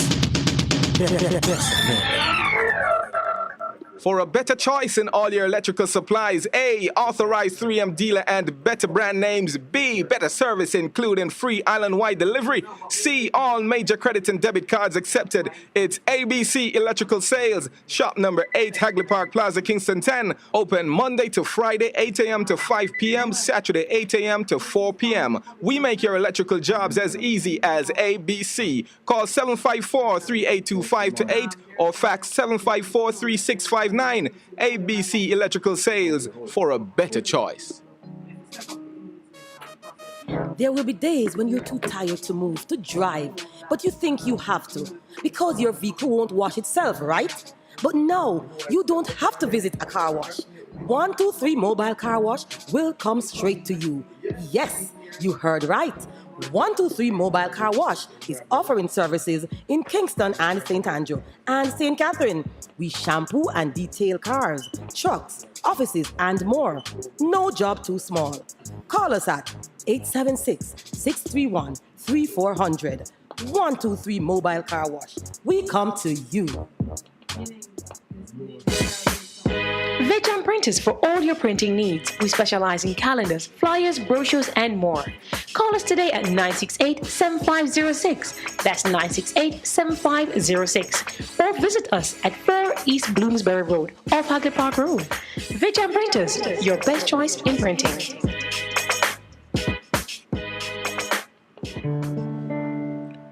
This is your beloved Pastor Percy from the Morning Connection. Support our commitment to Jamaica by joining us on Wednesday mornings at 7:30 when we pray for the nation. Show us you care. Advertise with us. For more information, call our offices at 876-276-8935. The Morning Connection is not your usual talk show. We aim to stimulate discussion and chart new paths to self-empowerment. So please join us, Minette and Percy, on The Morning Connection, Mondays to Thursdays, 6 a.m. to 10 a.m. on Best 100 FM. It's good, it's better, but nothing beats.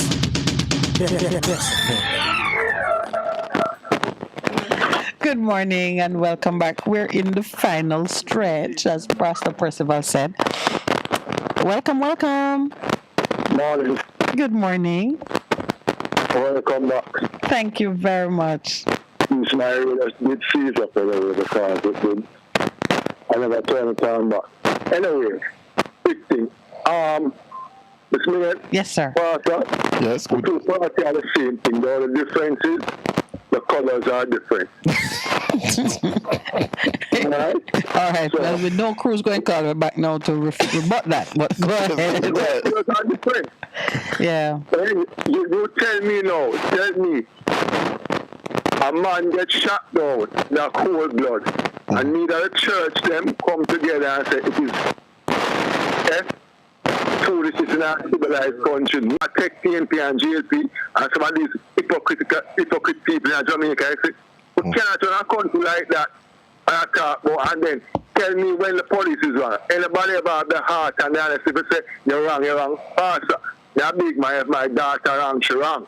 If my brother is wrong, I am not an hypocrite. Yes, and that don't change with age. And truthful. And me, them never ever go cherry yards and Beverly's or do that. You do that to thief, right? And people will shoot down people. How much people at cherry yards and Beverly's and rob the Jamaican government through war and money. Look how much money Mr. through corruption. When them go for Royal Reef. And anybody that mistreat him, them go for him and them go for him, they're right, chuck a lick out. Everybody lick out power, you kick off poor people door and miss out poor black people, because obviously poor black people, but we need to be human being and start be a hypocrite. Alright, me a textile with gunman, but what? There's a court. Get you in the court then and save us the money, because obviously the police are the three work. The judge and the jury and the execution. And save the money if we're going to run and save the country. And that's all right. It's because the police, it's the government, the GLC and the people can't afford to make the police and feel uncomfortable because when the people rise up, the police and the soldiers want to protect them from the people. The police and the soldiers are here to protect peace and law by citizens. So they don't. All right? But the half a cheer in it. Yes. 20 million police. I have 5 decent law-abiding staff. The government extracted 20 million police. Well, I'm excited for what? I start decent law-abiding citizens and people are dead. Why them know they're 2, 3 o'clock in the night? Be honest with me. Why the police them in blue them don't stand up from half a 3 o'clock and look woman and left on phone and harass decent law-abiding? Why them know the 2, 3 o'clock if they are there to protect? Yeah, because there's a serious question that I ask. I've noticed it. I think somebody need to explain, like you go into half a tree now. You see the regular police, they see some other police, and you're saying, why so much police are concentrated in one area? So you're talking about the operationalization, or how they operations, the people, and where they put them, because that's the important thing, And I tell you something, they have the information that they know where they need to be putting the police at different hours. Can you believe that? That's where we're going to, because they can look at the what they call the dynamics. They capture it and they can say where the murders happen, where the robberies and so on. So they can put in it. The intelligence is there. Yeah. Pastor, that's why I would have believed of my faith through you. Where's the murder taking place? Go there. I can tell you, I traversed through Spanish Town Road to Waltham, Tailland, Max Avenue, and I don't see 3 police at Max Avenue. They must have 2 police with one police car. Look like it. Liverpool City would have rejected too. Why you don't have the police in this area driving around, walking and interact with the people in the here to stop crime? We don't business with the people. The police are here to protect Royal Reed and them friend Andrew Willis and them friend. Nobody else. And we are here like sitting up, not doing nothing about it to change and talk about we go Campion and Woolmans and the market. We're not doing nothing. This is a country we're going to prepare for our grandchildren to come in here. Yeah. We're weak, man. We don't stand for righteousness. And as for right, I have to respect that duty, man. Never. Why is it the police are come on TV and talk about them for pass law, say if you talk to a police arrest? So if a police come in my yard and I behave away, I have to tell them, to come out of my yard. This is a private business. This is not a police state. You can't talk to a police. Neither a Toronto and say a police are write a ticket and the little youth, 7-year-old, go to cock up on the bike, and the police them look for the youth. And you can't tell me that policeman will get our taxpaying money, plus them extortion money. And you are telling me, say you cannot, the officer window. Police are telling you to move and continue to move. Foolishness. I want to find a report of what was said by the police. By Ron James, to make sure that I am commenting on the right thing. I believe that there is justification for offenses against certain agents of the state to be given special treatment, because it is a strike against society and the institutions that protect society when you assault certain parts of the system. There is some justification for it. But if what... No, but we're not talking about... freedom. Yes, I'm not talking about using your words. You know how I feel about even that regulation they put in place to protect transport officers from vile commentary from the commuters or bus drivers. No, not talking about speech. I'm talking about if you kill a police officer, if in the execution of his duty he's treated in a certain way that injures his person or significantly undermines his authority. Those are things that would be taken into account when a man is convicted and being sentenced. But if what you're saying is that the police representative was saying that if you remonstrate with the officer or call him names or generally you're disrespectful as he's carrying out his duty, that is some other special type of offense. I want to see what was said. Yes. Yeah. Your life no better than my life, Pastor life no better than my life. The police are man out there, men out there life no better than nobody. So I talk about equal right and justice. Neither Andrew Willis nor Mark. I am trying to say if we're going to run a civil country, have the rules for both the madman, the good man, and the whatever. If you shoot off a police or you shoot off a citizen, it is the same consequence. If the police don't like it, do not trying to know where you are getting involved with. They can't afford to offend the policemen. That's why it is compulsory for policemen and policewomen and soldiers to get one license. When the scheme them be, let me them privilege and come with them cheap psychology. No, deal with it from the level playing field. The policeman entitled to a gun compulsory, but the decent law-abiding citizen entitled to a gun. You cannot run a country being selfish and one-sided. That's why this policeman could have focused if you talk to the police because man make an arrest. No, foolishness. The man when them shoot a couple years ago on the ground, that helpless, hopeless man was handcuffed on the ground. Did TJ Patton say anything? Did Bruce Collins say anything about it? Did Margot say anything about it? No, because of black poor people. You got Beverly's and Chelsea. You don't think people have Beverly's and Chelsea and Nabo? All right. So, my brother. Okay. All right. Okay. All right. Have a good day. All right, my brother. Okay. That was a mouthful. No, but is there another call? Good morning and welcome. Yes, taking a second swing of the willow. Yes, what I do, are we being told the truth? Is it a white lie, a brown lie, black lie, or a green lie? One thing for sure, you're saying it's a lie. It's a lie. I'm asking a question. Why you get me trouble over it? Okay, so then I have to ask you the truth about what? The lie. About what now? About the babies. About the babies. The babies. Right? Yeah, well, my brother. And at the very least, the minister should begin whatever he's going to do. Even if he's going to take the mark, it's to first apologize. Right? What kind of maladministration that? You can't call in foreign institution. You can deal with a crisis matter and report it to your colleagues or your boss. Or your people. Yeah. Because however they want to deal with it, I'm saying every pregnant woman who went to that hospital at a time when there was a problem but did not know that she could avoid it, and then her baby died, blood on their hands. We don't matter on small side. Blood on their hands. That is the point we're making, because there seem to be, we know these things happen, but there seems to be a lack of respect for the truth, a lack of respect for people's life and what it means. But it's saying disposable. Yes. Disposable. It's kind of like, let's see what happens when another baby dies. It's like you're running an experiment with the lives of people. I don't like it. There's been a running sequence in similar situations that's vanished down there. Well,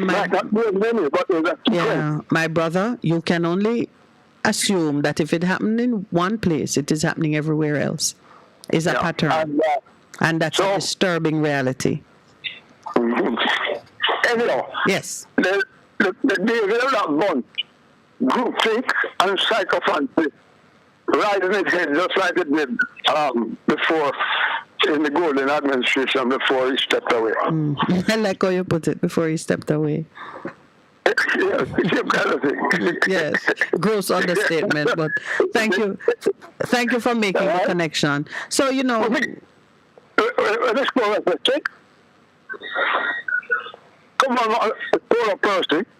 I didn't hear that. And I asked you what the score right now, if it's 6. 6 on what? In what? Swinging the wheel, cricket player. Oh.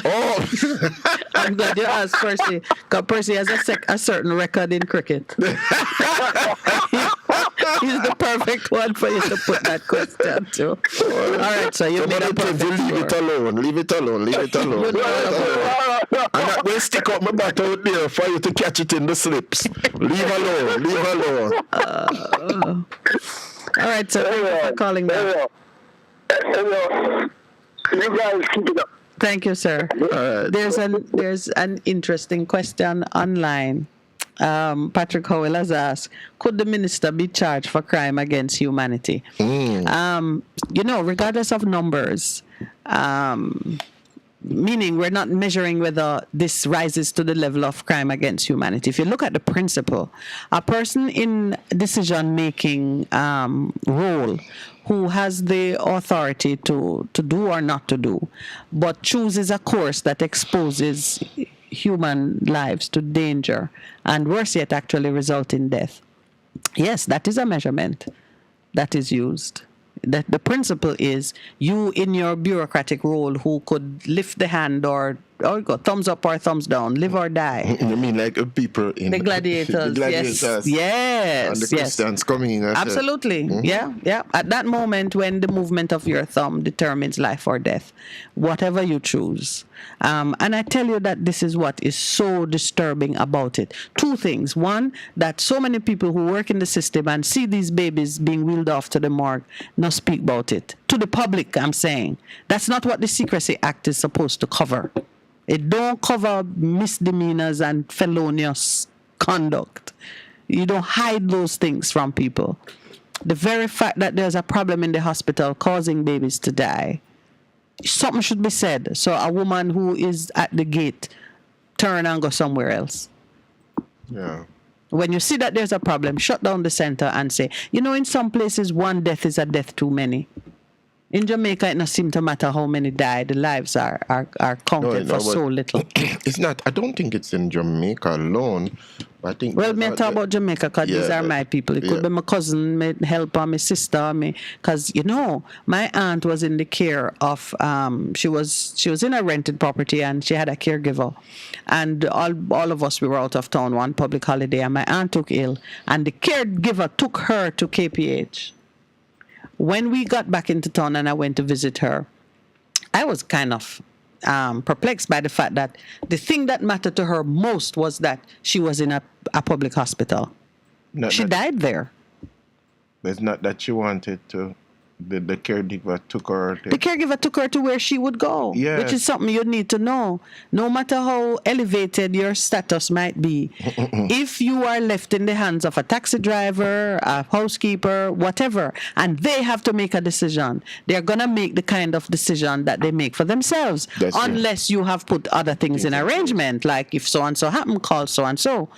Well, she was on her own, and she took my aunt to KPH. We got back, I think, the Tuesday. Yep. And she died the Wednesday. We got back, we visited her. The doctor said we could move her the following day, and early the Wednesday morning, we received a call that she had passed. point I'm making is anybody can end up at any hospital depending on the circumstances when you fall ill. When you fall ill, you don't have the capacity to give your precise instructions, or the person who might be there on the spot may not even know that there are precise instructions. A young lady friend of ours fell ill on the road and they took her to Spanish Town Hospital. Thank God the only phone number she remembered, and I tell you, this is God at work, was Lowell's number. Okay. She called Lowell and asked Lowell to, and we went and took her from the hospital eventually, because there are some situations that you find yourself in. If you're not really living under the protection and the blessing of God. Mm-hmm. So the minister should have spoken out at the earliest opportunity. Give your calming words to citizens, but you make sure that somebody not exposed to unnecessary harm. Are you going to be joining us for the wrap-up, Mr. Producer? But even as we close this thank morning... you for that reminder. May I just say one thing before you go? We had the good fortune of meeting some wonderful people in the public health sector at, what's that facility called again? Slipe Road? No, Slipe Road Clinic, yes. And struck up a relationship of such that one of the nurses, we wanted to participate in any way we can in getting the word out on things that are important to public health. And so Lowell got some communication from one of the nurses asking us to just add our voice and bring to the attention of citizens that there is a crisis going on in the US and the UK. Now, nobody talking about it much, but there has been a rise in poliomyelitis in the UK and the USA. Our public health folks are seeking to ensure that there is adequate immunization coverage for Jamaicans, especially those in the 0 to 12 age group. And they are asking Jamaicans to just educate yourself on the initiation of the Comprehensive Health Center program. And they sent out a flyer which is advocating for childhood immunization. It is an outreach they're doing in collaboration. It is the Kingston and St. Andrew Health Department in collaboration with the Comprehensive Health Center at 55 Slipen Road, and they're inviting us to participate in a childhood immunization outreach. Vaccines are being offered for polio, DPT, MMR, which I remember is measles, mumps, and rubella. All children ages 0 to 12 years and parents should bring their children's immunization card or passport. It is taking place this Saturday, November 5th. It will be done again on the 19th of November between the hours of 8 a.m. to 4 p.m. at the Comprehensive Health Clinic. This is Slipen Road again. Let's see, there is a special note that Jonestown, Trenchtown, Arnett Gardens and its environs should look out for roving transportation on Sunday. So they're providing transport November 6th and the 20th, somewhere near you from 8 a.m. What does that mean? Roving transportation. Just look out for a vehicle that says your child immunized. Mobile unit. Yeah, mobile units. So they'll immunize you in your community? That's what that means? It could be that, or it could be moving you into where need. But mobile units that okay, so Saturday, November 5th, it's at the clinic. And on November 6th, they're going to be doing something in Jonestown, Trenchtown, and Arnett Gardens. Educate yourself on it. I know that that kind of vaccine process, some people disagree with it and say that children, whatever it is, speak to your doctor if you have a private doctor, and just ensure that whatever you need to do to protect your children, it is done safely. So that's our public health. We're going to find a way to do some work with these people who work in the area of public health. What did you want to say, Pastor? I interrupted you and we only have a few more minutes. No, I'm just trying to tell you that it's time to wrap up. Well, I am wrapping up. The second thing, to the brother who called and talked about the provision for absconding bail, the penalty for absconding bail. The section really is rather well written because it allows a clear defense. In other words, the Act recognizes that you may end up missing your court date by for good reason, and it says that it is a defense that you can make your explanation, and it goes on with some other things. One of the things it says, and people should know this, if you are convicted for absconding bail, your sentence, and you are also convicted for the main offense, your sentences will not run concurrently. They will run consecutively. And that is a great policy issue to show that if you run off, it's going to be worse for you. So stay put, go through the process. If you can appeal, exercise your rights. And I tell you, Pastor, that every time you see a case being tried, both the system and the individual are on trial. Sometimes the system will lose, sometimes the individual will win, but the two are always on trial. We saw it with the DPP asking for a tighter sentence, a stiffer sentence. The system was on trial, and the DPP clearly felt that the system lost when a person was given too light a sentence. So he ended up getting life. He ended up getting a stiffer sentence. So we understand that then was a victory for the system. I close with where I started this morning, actually, as we come up to 9. These are also sayings of the wise. To show partiality in judgment is not good. He who says to the wicked, "They are righteous," peoples will curse him. Nations will denounce him. But to those honorable judges who rebuke the wicked, it will go well with them, and they will find the light.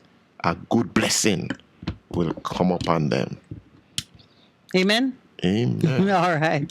Thank you, those on air, those online who have participated in this morning's show, and to our wonderful friends in South Africa who treated us like royalty, including the policeman who gave us a thorough search. We just want to say thank you to all. Every effort that you get to spread the word and to... You can laugh about it. Yes, I'm laughing sooner than I thought I would. But I'm home now and I'm safe. I still find safety in my home because there, even if I die fighting for a good cause, I know that I will not die in vain. And you got to feel that way as you take on some of these champions of wrongdoing. Thank you to those in studio as well. And Pastor Percy, my eternal gratitude to you. Who am I?